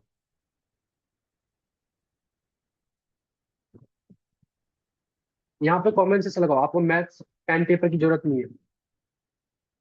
All values. और value x belongs to real number, mod के हर एक नंबर मॉड हमेशा पॉजिटिव रहता है, तो -5 से तो बड़ा होगा ही। सिमिलरली फिफ्थ वन, मैंने लिखा mod of x is less than -5, बताओ एक्स कौन सी वैल्यू उसको होल्ड करेगी? No value. X belongs to 5, 5 not possible, ये पॉसिबल ही नहीं है। तो क्या अब हमारे पास स्क्वायर का या मॉडुलस का कोई भी कंसेप्ट आएगा तो क्या इस तरीके से हम लोग यूज कर सकते हैं? यस, आप कर सकते हैं। तो मेनली आपने क्या किया है कि एक स्क्वायर का एक मॉडुलस का कंसेप्ट कैसे इनइक्वालिटी में यूज किया जाएगा वो आपने सीख लिया। अब हम लोग ना कुछ क्वेश्चंस स्टार्ट करते हैं बुकलेट से। लीनियर इक्वेशन का बेसिक आपने पार्ट देख लिया। अब हम लोग बुकलेट के बेसिक क्वेश्चन से स्टार्ट करेंगे और हाई लेवल तक जाएंगे, जिसमें कि कुछ प्रॉपर्टीज भी हम लोग क्या करेंगे, धीरे धीरे सीखेंगे। जैसे कि फॉर एग्जाम्पल मैं आपको थोड़ा शो करता हूँ। आपको जैसे मान लेते हैं अभी हम लोग लीनियर इक्वेशन हम लोगों ने पढ़ा है, ये आपको दिख रहा होगा इनइक्वालिटी का कंसेप्ट। इस तरीके से आपको लोगों को बुकलेट मिलेगा। जैसे क्वेश्चन नंबर 1, ये एक बेसिक क्वेश्चन है। इसके क्वेश्चन है, आप इसी क्वेश्चन के आंसर्स दिए हुए हैं जो आप प्रैक्टिस करोगे। सिमिलरली थोड़ा क्वेश्चन और आगे बढ़ा, स्क्वायर टर्म्स, फिर मॉडुलस टर्म्स, फिर जाके थोड़ा और एडवांस, थोड़ा और इंटरमीडिएट लेवल पर आप आ गए क्वेश्चन में। थोड़ा और आगे बढ़ोगे तो थोड़ा और टफनेस बढ़ेगा, फिर थोड़ा और आगे बढ़ोगे तो चीजें और भी थोड़ा टफनेस बढ़ेंगी। मतलब कुछ इस तरीके से इनइक्वालिटीज के फॉर्म में आएगा, कुछ इस तरीके से आएगा। तो ऐसे आपको एक असाइनमेंट मिलेंगे जिसको कि हम लोग बुकलेट कहते हैं। मतलब ये बेसिकली हमारा बुकलेट हुआ जो आप लोग को दिया जाएगा फॉर प्रैक्टिस पर्पस। तो अब जो बुकलेट हमारे पास तो बेसिकली हमारा है, उस बुकलेट से कुछ क्वेश्चंस करते हैं और चीजों को समझते हैं जो अभी हम लोगों ने पढ़ा है उसके अकॉर्डिंग कि कैसे इनइक्वालिटी का कंसेप्ट क्वेश्चन में यूज होता है। तो मैं अपने बुकलेट से क्वेश्चन नंबर 1 का सबसे पहले ए पार्ट कर रहा हूं, जो कि क्या है, सबसे सिंपल क्वेश्चन, 3x प्लस में 8 इज ग्रेटर देन 2। ये आपने क्लास 11th में किया हुआ है, मतलब बहुत बेसिक है। इसको आराम से सॉल्व कर सकते हैं। 3x इज ग्रेटर देन 8 को उस तरफ ले जाएंगे तो ये -6 हो जाएगा। x इज ग्रेटर देन -2 आ जाएगा। किसी को डाउट इसमें? इसी चीज को आप लोग ना और भी सिंपल तरीके से मतलब करते थे। क्या करते थे आप लोग, आप दोनों तरफ -8 पहले लिखते थे, ये वाला 8 खत्म हो जाता था, इधर बचता था -6। फिर दोनों तरफ 3 से डिवाइड करते थे तो यहाँ ओनली x बचता था, यहाँ बचता था -2। तो जो चीजें आप डायरेक्टली मन में भी कर सकते थे। तो आप कॉलेज में आ चुके हैं। क्लियर है? आई होप आपको ए पार्ट में कोई डाउट नहीं होगा। बुकलेट का क्वेश्चन नंबर 1 का सी पार्ट करते हैं। क्वेश्चन है x-3 अपॉन में x+1 is less then 0।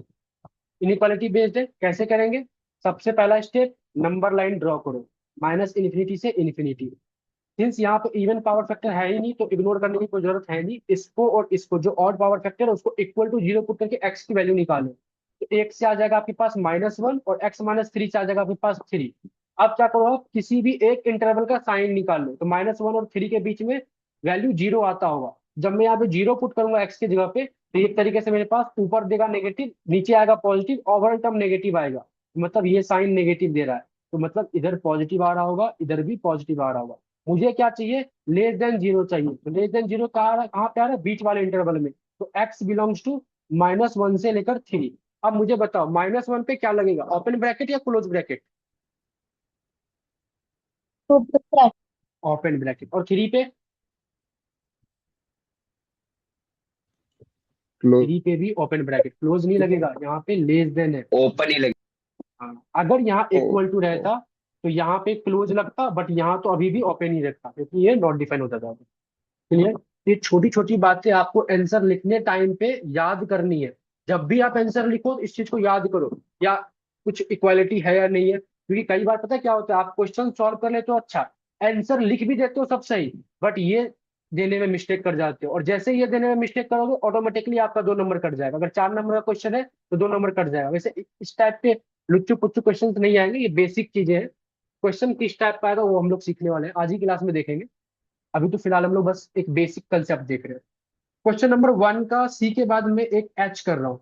H part में क्या है, 3x-2 अपॉन में 5 है, less than equal to 4x-3 upon में 2 है। अब ध्यान से देखो, इसको सॉल्व करना है। इसको सॉल्व करने के लिए क्या हम लोग यहाँ पे क्रॉस मल्टीप्लाई कर सकते हैं?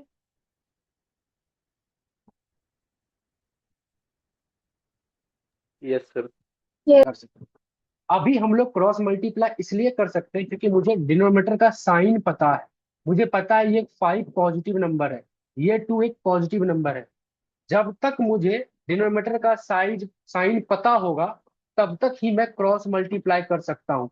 अगर वही यहाँ पे मान लेते कोई वेरिएबल रहता, मान लेते एक्स रहता, तो मुझे फिर नहीं पता होता कि 5x पॉजिटिव है या नेगेटिव है, तब मैं ये क्रॉस मल्टीप्लाई नहीं कर सकता। पहला बात नोट करके लिख लो, हम लोग हमेशा क्रॉस मल्टीप्लाई तभी कर सकते हैं जब हमें डिनोमिनेटर का साइन एग्जैक्टली में पता हो कि क्या साइन है, अदरवाइज हम लोग क्रॉस मल्टीप्लाई नहीं कर सकते। सिंस मुझे यहाँ पे साइन पता है तो मैं क्रॉस मल्टीप्लाई कर सकता हूँ। क्रॉस मल्टीप्लाई करूंगा तो ये 6x प्लस में सॉरी माइनस में 4 आएगा, less than equal to 20x minus में 15 आएगा। तो अगर मैं इस 15 को इस तरफ ले आऊँ तो ये 11 आ जाएगा, 6 को इस तरफ ले आओ तो ये 14x आ जाएगा, मतलब 14x is greater than equal to 11 है और x is greater than equal to 11/14 है। This is my answer. इसी चीज को आप ऐसे भी लिख सकते हो कि x जो है वो बिलोंग करता है आपका 11/14 से लेकर इन्फिनिटी। क्लियर? कोई डाउट इसमें?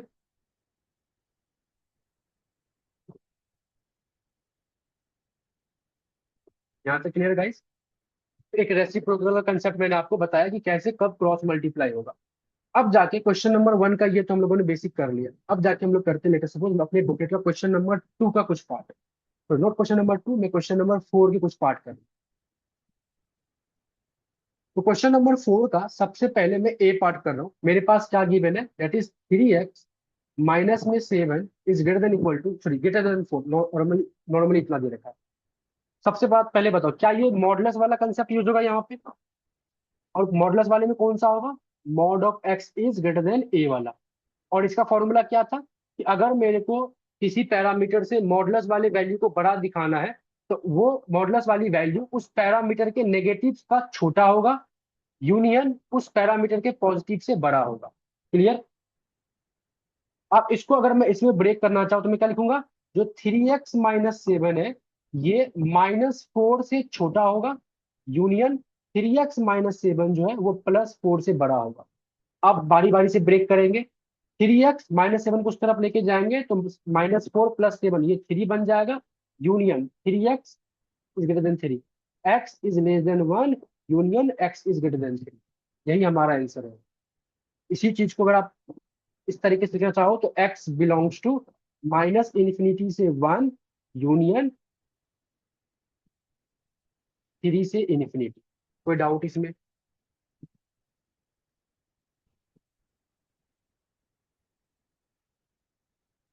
आई थिंक -7 है ना, सर +7। ये 11 हो जाएगा ना।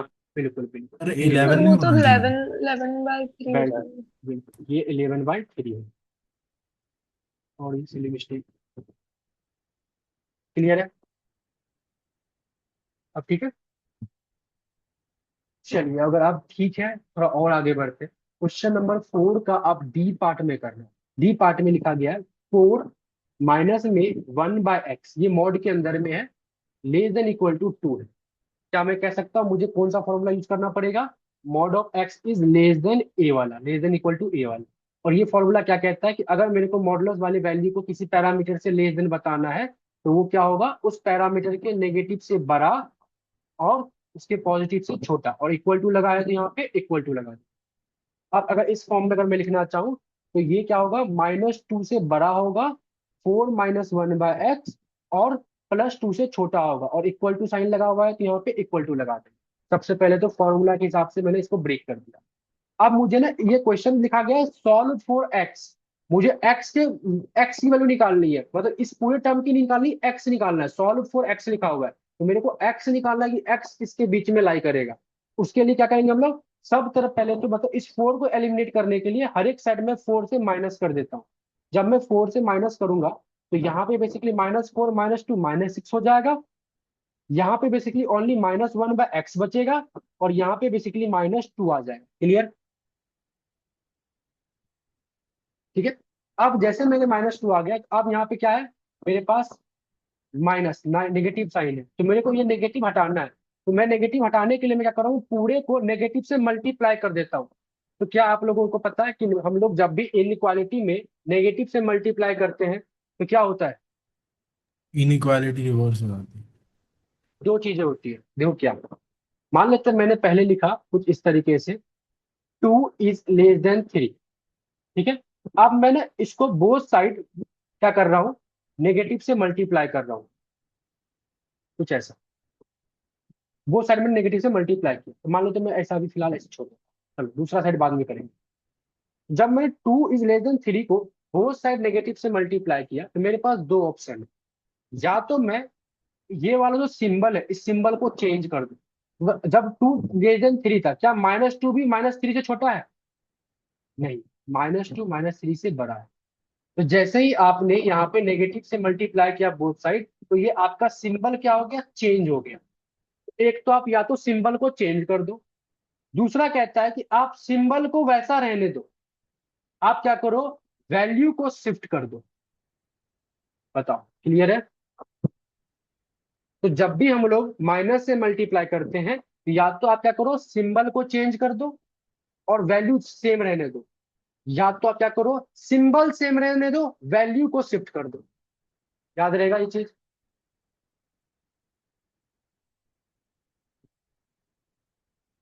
तो मैं यहाँ पे क्या कर रहा हूं, मैं बोथ साइड माइनस से मल्टीप्लाई कर रहा हूं, तो मैं सिंबल को सेम रहने देता हूं, मैं वैल्यू को शिफ्ट कर लेता हूं। क्लियर? ठीक है। अब मेरे को अभी भी ये एक्स के क्रॉसपोंड में नहीं है, 1/x के क्रॉसपोंड में, तो अब मेरे को रेसिप्रोकल भी करना पड़ेगा। तो रेसिप्रोकल में भी प्रॉपर्टीज होती है, क्या होती है? अगर मैंने बोला कि 2 <3 है, तो 1/2 1/3 मैंने रेसिप्रोकल कर दिया। अब इसमें क्या होगा, साफ साफ बात है, 1/2 और 1/3 में कौन छोटा, 1/3 छोटा। तो क्या हुआ, सिंबल चेंज हो गया। या फिर अगर मेरे को सिंबल सेम रखना है तो मैं क्या करूंगा, वैल्यू को शिफ्ट कर दूंगा।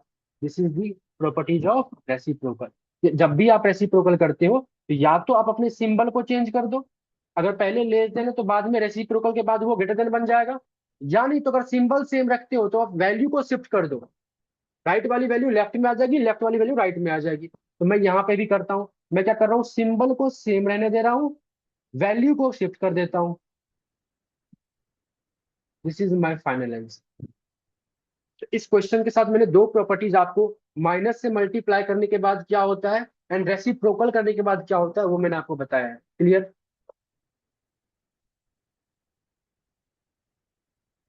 कोई डाउट है एनीवन इसमें?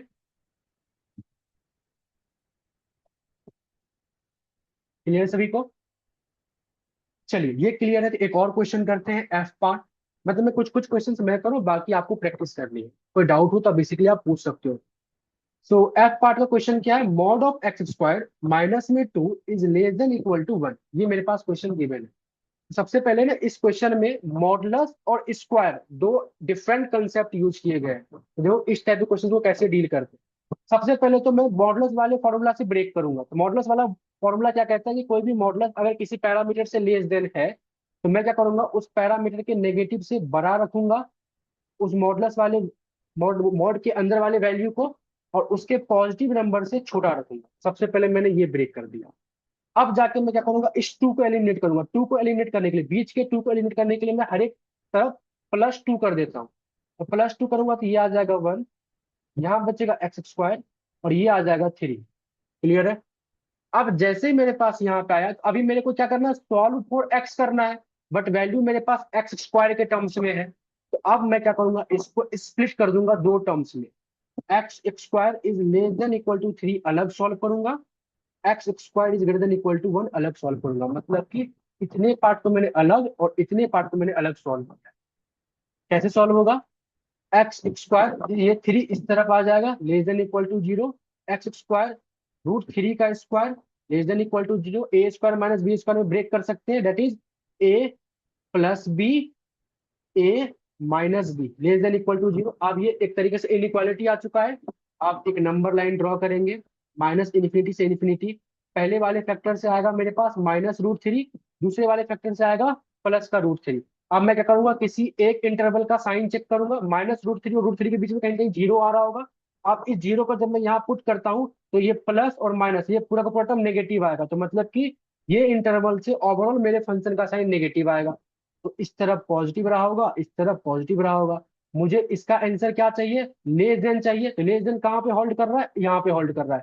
तो यहाँ से मेरे पास आएगा x बिलोंग्स टू -√3 से √3।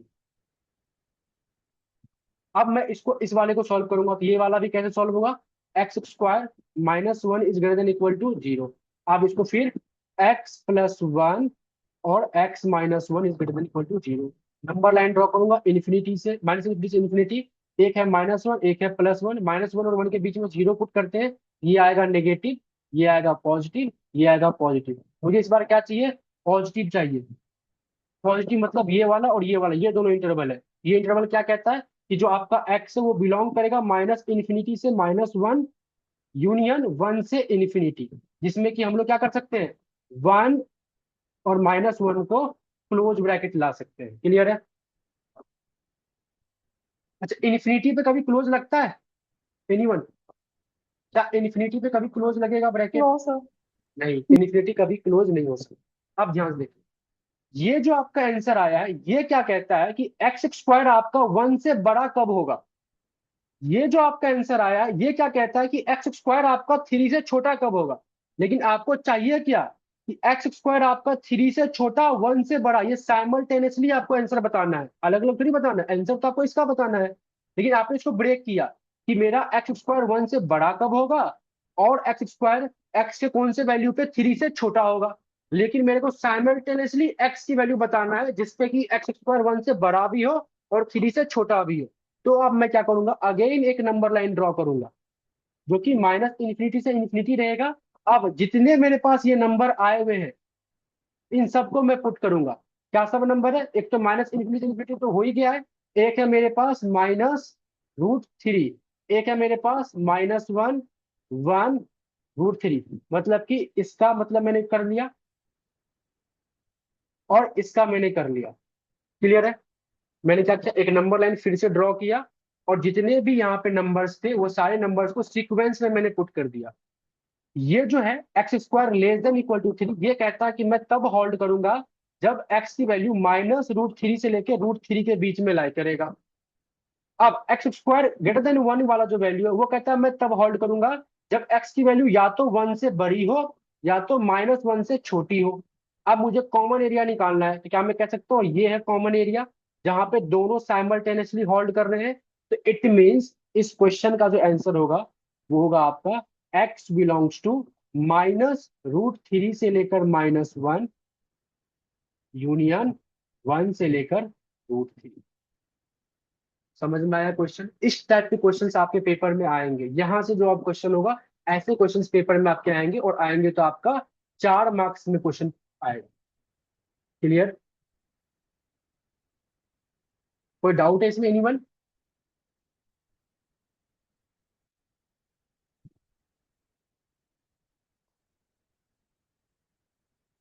आगे बढ़े, बताओ। चलिए, अगर इसमें कोई डाउट नहीं है तो एक हम लोग आई पार्ट करते हैं, ये भी एक बार पेपर में आया हुआ है। डेट इज आपको बोला गया mod of x minus one is less than equal to five और एक है mod of x is greater than equal to two. ये दो पार्ट है, तो ये दो अलग अलग क्वेश्चन नहीं है, ये एक ही क्वेश्चन है। आपको बोला बताओ कि एक्स के कौन से वैल्यू पे ये टर्म और ये टर्म होल्ड करेगी। तो इसको कैसे सॉल्व करेंगे? सबसे पहले हम लोग इसको ब्रेक करेंगे। कैसे? कि जो x माइनस वन है less than equal to minus five, कब होगा? जब माइनस फाइव से बड़ा हो x less than five. Clear? And mod of x is greater than equal to two, ये कब होगा? जब आपका x less than minus two हो union x is greater than plus two. अब जाके यहाँ पे इसको सॉल्व करेंगे, मतलब कि बीच वाले x माइनस वन में मेरे को x में लेके आना है, तो माइनस वन को हटाने के लिए हर तरफ मैं प्लस वन करूंगा। प्लस वन करूंगा तो यहाँ पे माइनस फोर आ जाएगा, यहाँ x आ जाएगा, यहाँ पे सिक्स आ जाएगा। एंड यहाँ पे क्या है, x less than equal to minus two union x greater than equal to two. ये आपका इसका आंसर है। 1 सेकेंड, इसको ठीक है कॉमन में भी लेके आना पड़ेगा आपको, पहले तो साइमल्टेनियसली होल्ड करना है ना। तो माइनस इन्फिनिटी से इन्फिनिटी क्या सब है, minus two minus four minus two two and six. ये कहता है कि मैं माइनस फोर से लेकर सिक्स तक में होल्ड करूंगा। ये कहता है कि मैं माइनस टू से पीछे और टू से आगे होल्ड करूंगा। कॉमन एरिया क्या आ गया, ये वाला। तो x belongs to minus four से लेकर माइनस टू यूनियन टू से लेकर सिक्स। ये आपका आंसर। ये वाला क्वेश्चन समझ में आया? आई पार्ट कोई है जिसको डाउट हो?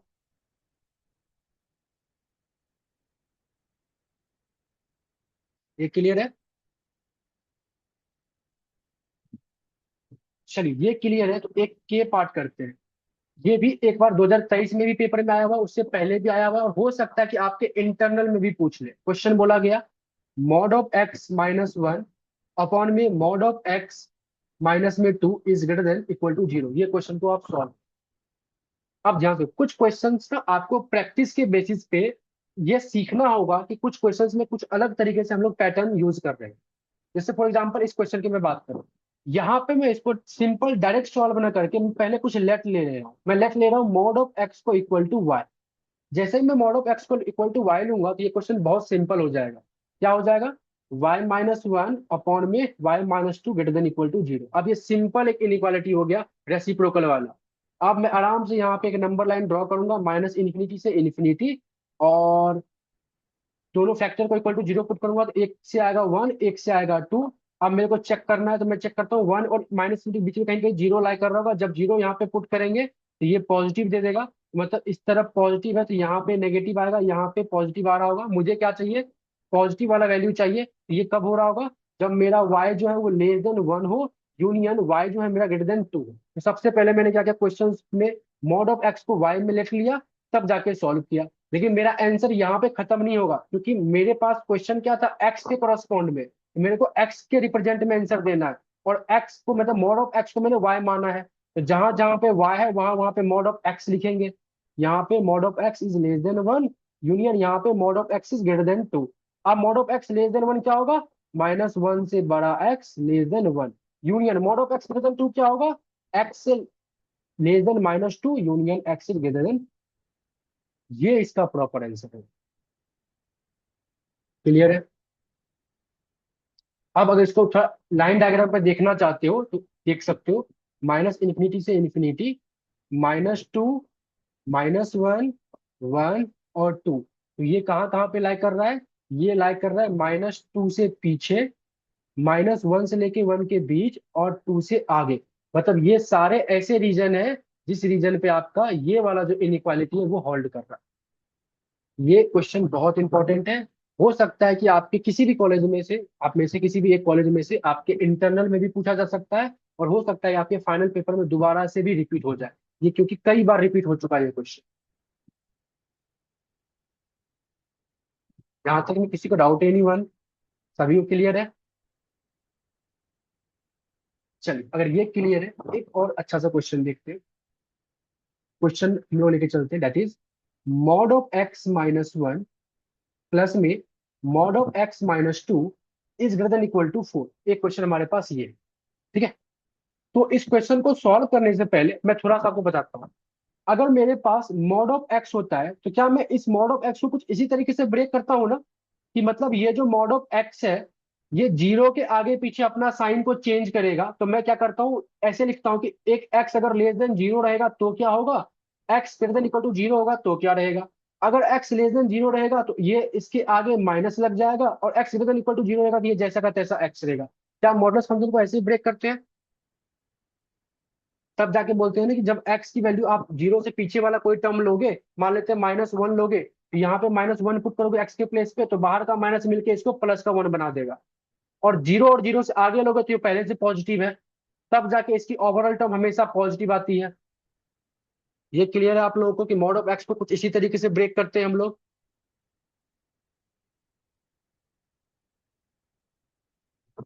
बोलो गाइस, बाकी सारे सबको क्लियर है? चलिए अगर ये क्लियर है तो मेरे पास यहाँ पे दो टर्म, एक तो mod of x minus one, mod of x minus two, इन दोनों को मैं ब्रेक करता हूँ। ध्यान से देखो, मेरे पास एक है mod of x minus one.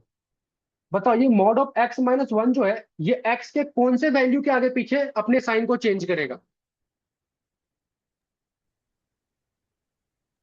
One. One. One. One. सब क्लियर है? तो मतलब मैं कह सकता हूं कि एक्स वन से पीछे और वन के आगे साइन चेंज करेगा। वन से पीछे अंदर की चीजें नेगेटिव आएगी, तो मैं क्या करूंगा, अंदर की चीजें जो नेगेटिव आएगी उसको पॉजिटिव करने के लिए बाहर माइनस लगा दूंगा। और वन से आगे अंदर की चीजें पॉजिटिव आएगी तो वो जैसा का तैसा रह जाएगा, मतलब मोड हटके ये जैसा का जैसा फंक्शन था वैसा रह गया। और 1 से पीछे के लिए बाहर नेगेटिव लग गया। क्लियर। सिमिलरली आपके पास जो दूसरा टर्म था that is mod of x minus to, ये किस एक्स के वैल्यू के आगे पीछे चेंज करेगा? 2 के। 2 से पीछे के लिए सिंस ये नेगेटिव आता तो बाहर माइनस लगा देंगे, 2 और 2 के आगे के लिए जैसा का तैसा रहेगा। ये क्लियर है। सबसे पहले तो आप लोग को किसी भी मॉडुलस फंक्शन को कैसे ब्रेक करते हैं, अगर ये समझ में आ गया तो अब अगेन मैं अपने क्वेश्चन पे आता हूं। मेरा क्वेश्चन क्या था? Mod of x minus one plus में mod of x minus two is greater than equal to 4, ये था। हाँ, अब ध्यान से देखो, तो मेरे पास यहाँ पे ना दो मॉडुलस फंक्शन है और इसको पूरे का वैल्यू 4 और 4 से बड़ा कब होगा वो आपको बताना है। तो क्या मैं कह सकता हूँ कि इस पूरे मॉडुलस फंक्शन में एक वाला एक जो फैक्टर है ये 1 के आगे पीछे चेंज करेगा अपना साइन, और एक जो है वो 2 के आगे पीछे चेंज करेगा अपने साइन। तो मैं इसको एक तरीके से 3 डिफरेंट केस में डिवाइड कर देता हूं। मैं एक केस लेता हूं जहां पे x की वैल्यू 1 से छोटी है, एक केस लेता हूं जहां पे x की वैल्यू 1 और 1 से बड़ी बट लेस देन 2 है, और मैं एक केस लेता हूं जहां पे x की वैल्यू 2 और 2 से छोटी बड़ी है। तो अब बताओ, अगर मैं इन तीनों केस को एक साथ देखूं तो क्या मैंने x की वो सारी वैल्यू, मतलब रियल नंबर पे जितनी वैल्यू हो सकती है सब मैंने कंसीडर कर लिया?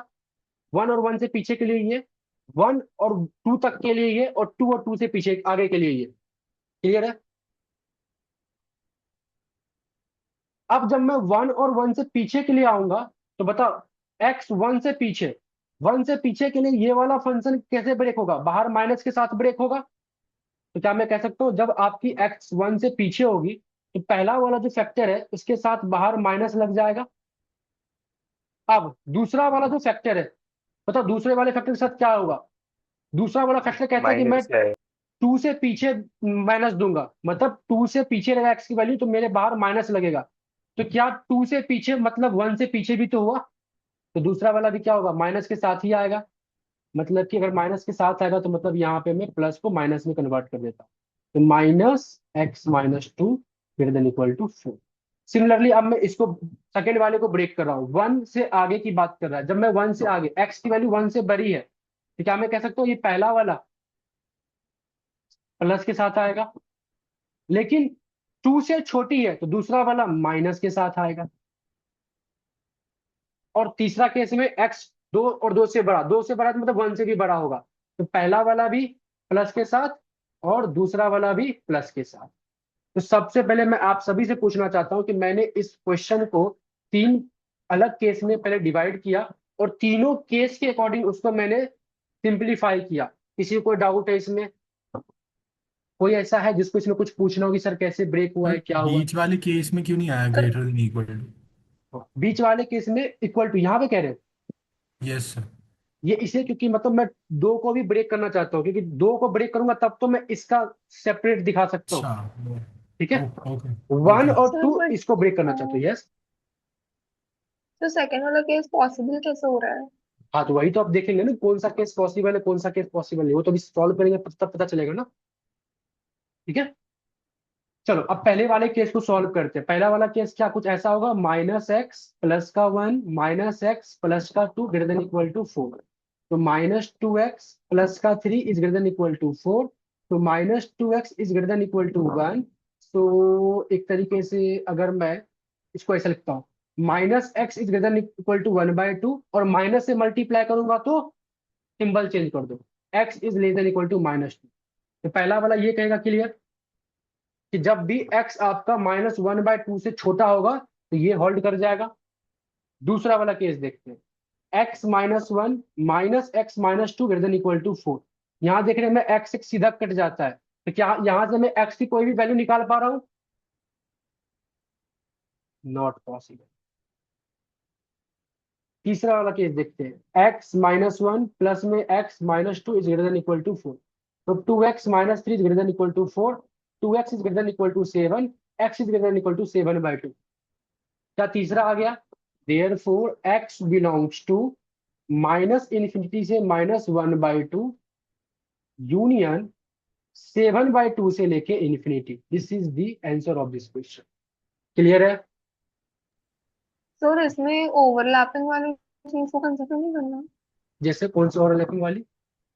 नहीं, हम जैसे अभी तक नंबर लाइन पे देख रहे थे कि जो आंसर्स ओवरलैप हो रहे हैं दो के नहीं पोजीशन में, नहीं, सिर्फ इसमें उसको ये लेते हैं। नहीं, इसमें क्योंकि आपने सेपरेट नहीं किया चीजों को, बस केसेस बनाए और सब केस को एक साथ लेकर चल रहे हो। इसको बस आपने अलग अलग एक्स के रेंज में बस डिवाइड किया, इस क्वेश्चन को सेपरेट नहीं किया है।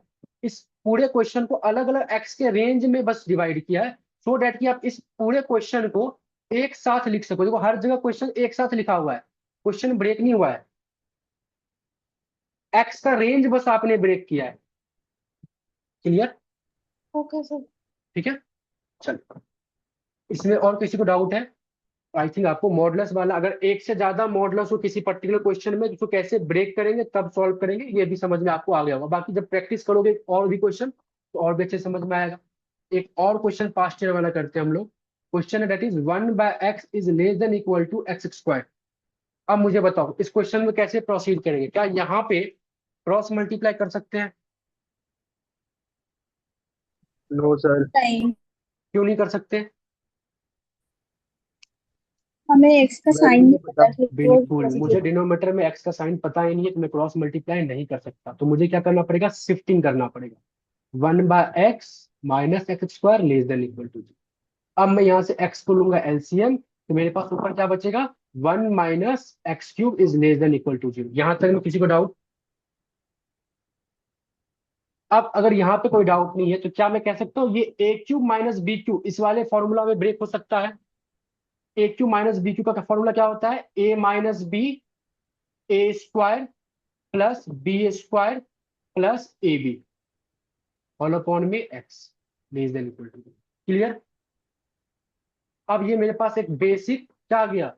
नॉर्मल इनइक्वालिटी का फॉर्म आ चुका है, जहां पे हम लोग इवन पावर फैक्टर को इग्नोर कर सकते हैं एंड ऑड वाले को बेसिकली लेकर चलेंगे एंड सो ऑन। चलो, तो यहाँ पे मेरे पास एक तो ये ऑड वाला है, ये ऑड वाला है और ये भी ऑड ही दिख रहा है।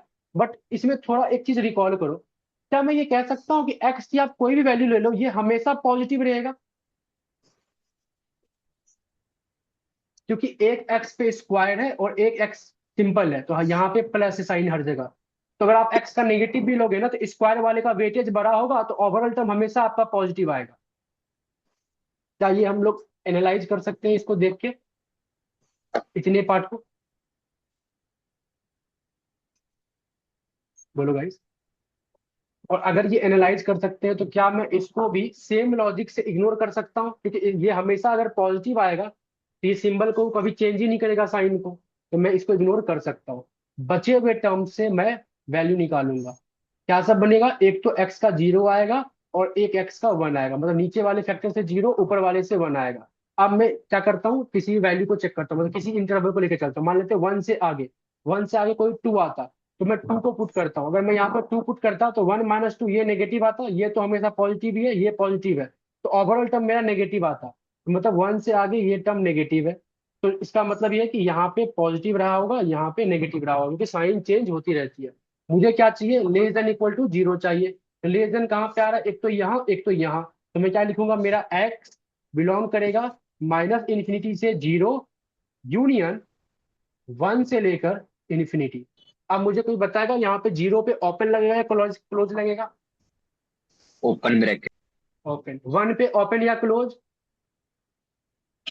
1 पे क्लोज लग सकता है। 1 पे क्लोज लग सकता नहीं, लगेगा। लग सकता वाला बात नहीं होना चाहिए पेपर में, लगेगा ही, क्योंकि आप तो 0 मुझे एक लास्ट वाला नहीं समझ आया। ये वाला या ये वाला? नहीं, ऊपर वाला।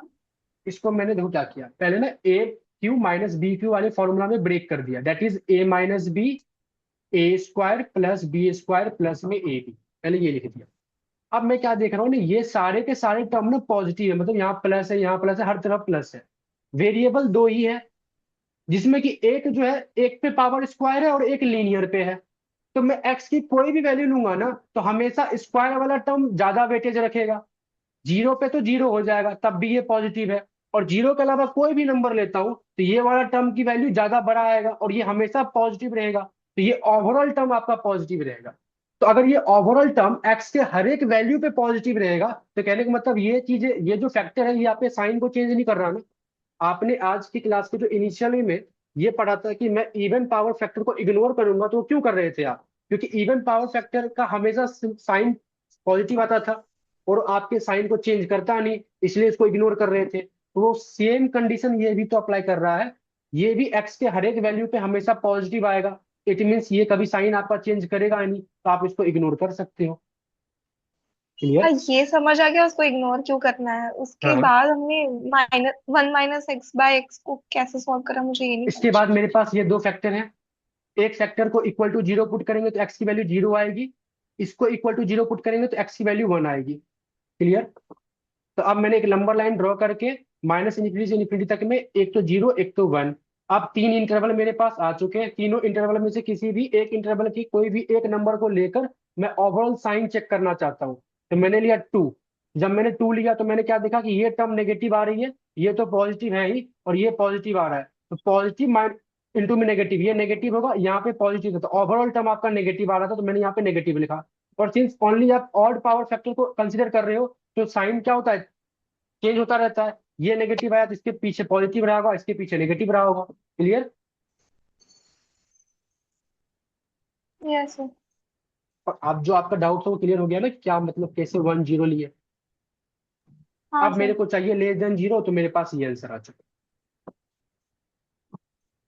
अगर आपको समझ में आ गया, this is all about the concept of linear in equation, और यू कैन से इनइक्वालिटी, जिसमें कि आपने बेसिक से लेकर एक अच्छे लेवल तक के क्वेश्चंस कर लिए। और जो प्रॉपर्टीज वगैरह थी कि रेसिप्रोकल से क्या होता है, माइनस से मल्टीप्लाई होने से क्या होता है, क्रॉस मल्टीप्लीकेशन कब कर सकते हैं, कैसे हम लोग इवन पावर फैक्टर को इग्नोर करके क्वेश्चन को थोड़ा इजी बना सकते हैं, वो सब चीजें आप लोगों ने सीख लिया। मॉडुलस में कैसे हम लोग सॉल्व करेंगे, स्क्वायर में कैसे सॉल्व करेंगे। तो एक आप बेसिक से लेकर एडवांस लेवल तक जो आपके सेमेस्टर वन में रिक्वायर्ड है, वो आपने अच्छे तरीके से पढ़ लिया है। तो this is all about the concept of linear equation, जिसमें कि आपका पहले क्लास में एक टॉपिक मैंने आप लोगों को कंप्लीट करा दिया। अब जाके आपको एक तरीके से बुकलेट दी जाएंगी, जिसकी लिंक मैं आप लोगों को ग्रुप पे जल्द ही शेयर कर दूंगा, और एप्लीकेशन पे भी वो अपलोड हो जाएंगी। तो वहां से आप बुकलेट को डाउनलोड करके या लिंक के थ्रू या फिर एप्लीकेशन से आप बाकी के रिमेनिंग क्वेश्चंस को जो लीनियर इनइक्वेशन से रिलेट करता है उसके आप प्रैक्टिस कर सकते हो। और कोई भी डाउट आता है तो आप हर एक लाइव क्लासेस के बाद में पूछ सकते हो। अभी तक में किसी भी बच्चे को कोई भी डाउट है तो आप मेरे से पूछ सकते हो, एनीवन। सर इसका फाइनल आंसर क्या होगा?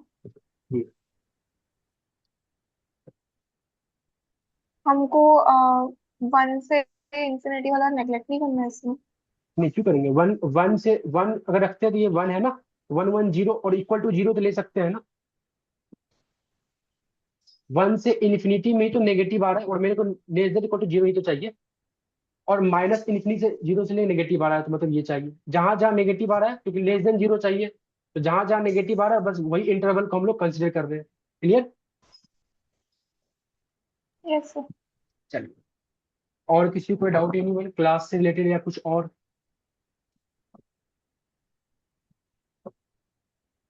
यस अर्जुन, क्या डाउट है आपको? सर इस क्लास की रिकॉर्डिंग्स हमें मिल जाएंगी? बिल्कुल मिल जाएंगी इस क्लास की। वैसे शुरुआत की पहली क्लासेस की रिकॉर्डिंग मैं यूट्यूब पे भी अपलोड कर दूंगा, तो आप डायरेक्टली वहां से भी देख सकते हो, मैं लिंक शेयर कर दूंगा ग्रुप पे। बाकी और भी जितनी भी क्लासेस होंगी उसकी भी क्लासेस रिकॉर्ड होंगी, और उसकी रिकॉर्डिंग एप्लीकेशन पे अपलोड होगी, तो आप वहां से देख सकते हो। बट जैसा कि मैंने आपको बताया कि माइक्रो एंड एमएमई की लाइव क्लासेस ओनली फ्री है। आपको रिकॉर्डिंग कुछ दिनों तक तो एप्लीकेशन पे ओपन रहेगा, बट उसके बाद वो लॉक हो जाएगी, और लॉक होने के बाद आपको रिकॉर्डिंग देखने के लिए पेमेंट करनी होगी, एप्लीकेशन चार्जेस। सर अभी ये क्लास एप्लीकेशन पे नहीं आई? आएगी, एप्लीकेशन पे भी आएगी, और ये पहली क्लास हर एक पेपर का मैं यूट्यूब पे भी अपलोड करूंगा, तो वहां से भी आप देख सकते हो, मैं लिंक भेज दूंगा। ओके। ठीक है, और कोई डाउट नहीं? बाकी क्लास की शेड्यूल और क्लास की टाइमिंग ये सब आप लोग को एक अच्छे तरीके से टाइम टेबल बनकर जल्दी ग्रुप पे शेयर कर दिया जाएगा, सो डैट कि आप पहले से आपको पता है कि कौन से डेट पे कौन सी क्लास होगी, तो आप आराम से अपने टाइम को चैनलाइज कर सकते। क्लियर है? अच्छा, अब क्लियर है ना, तो एक छोटा सा रिक्वेस्ट है आप लोगों से। आप में से जो भी बच्चे जिनके कॉलेज में अभी तक एसआईजी क्लास, मतलब मेरी क्लास वाली जो मतलब ग्रुप है, उसका अगर लिंक शेयर नहीं हुआ है, तो प्लीज आप मेरे को एक बार व्हाट्सएप पे मैसेज कीजिएगा। मेरा नंबर कुछ ऐसा है, वैसे तो पता होगा आप लोगों को, आई थिंक ग्रुप से ले सकते हो, बट 6203360410। इस नंबर पे प्लीज आप व्हाट्सअप करके आप सेमेस्टर 1 के ग्रुप लिंक को मेरे से लेकर अपने कॉलेज ग्रुप में शेयर कर दीजिए, सो डैट कि कई सारे और जो बच्चे होंगे उनको भी ये बेनिफिट मिल सके, वो भी क्लासेस ज्वाइन कर सके, उनको भी एक तरीके से जो भी फ्री लाइव क्लासेस है या जो स्टडी मटेरियल मैं ग्रुप में शेयर करूंगा वो उनको एक तरीके से मिल सके। मेरा नाम सूरज गुप्ता है। क्लियर? और कोई भी डाउट होता है, आपको कुछ भी होता है, तो आप इस नंबर के व्हाट्सएप पे डाउट पूछ सकते हो, चाहे एकेडमिक रिलेटेड या फिर आपके क्वेश्चन रिलेटेड जो भी आप पढ़ रहे हो उसके रिलेटेड। समझ में आया? क्लास सबको समझ में आया? कोई ऐसा है जिसको क्लास समझ में नहीं आया? ऋतिक, अर्जुन, प्रीति, लक्षिता, नो सर, सब समझ आया। सब समझ में आया? मतलब तो कंसेप्ट तो आया ना, कि कंसेप्ट समझ में आ गया कि अब आप क्वेश्चन आएगा इस पर्टिकुलर टॉपिक से तो कर सकते हैं। Yes sir. ठीक है? कोई ऐसा हो जिसको डाउट अभी बचा हो? चलिए, अगर कोई डाउट नहीं है तो प्लीज एक चीज आप लोग ना ग्रुप लिंक लेकर थोड़ा अपने कॉलेज में शेयर कर देना, ठीक है? प्लीज मेरे को मैसेज कर लेना। और हम लोग मिलते हैं नेक्स्ट क्लास को, जो कि हमारा इंट्रोडक्टरी स्टैट्स का होगा, जिसकी शेड्यूल में जल्द आप लोगों के साथ शेयर कर दूंगा। मोस्ट प्रोबेबली स्टैट्स की क्लास आपकी कल ही होगी, सैटरडे को, सेम टाइमिंग 6:30 PM पे, और फिर माइक्रो की संडे को। लेकिन अगर कुछ चेंजेस होता है तो मैं मतलब जो भी होगा आपको बेसिकली ग्रुप पे इन्फॉर्म कर दिया जाएगा, कम से कम 10-12 घंटे पहले। जैसे आज की क्लास के लिए मैंने इन्फॉर्म कर दिया था, वैसे स्टैट्स की क्लास के लिए भी इन्फॉर्म कर दूंगा। तो शुरुआत की जो पहली क्लास है हर एक पेपर की, वो इस तरीके से होंगी, और उसके बाद आप लोगों को एक टाइम टेबल दे दिया जाएगा, और उसके बाद जो भी क्लासेस होंगी वो टाइम टेबल के अकॉर्डिंग आपको बेसिकली प्रोवाइड की जाएंगी, जिसमें कि माइक्रो और एमएमई के हर एक क्लास की लिंक जो है आपको कॉमन ग्रुप पे शेयर की जाएंगी। चलिए, फिलहाल के लिए मैं रिकॉर्डिंग को पॉज कर रहा हूँ। स्टिल किसी को कोई डाउट हो तो आप लोग अपने डाउट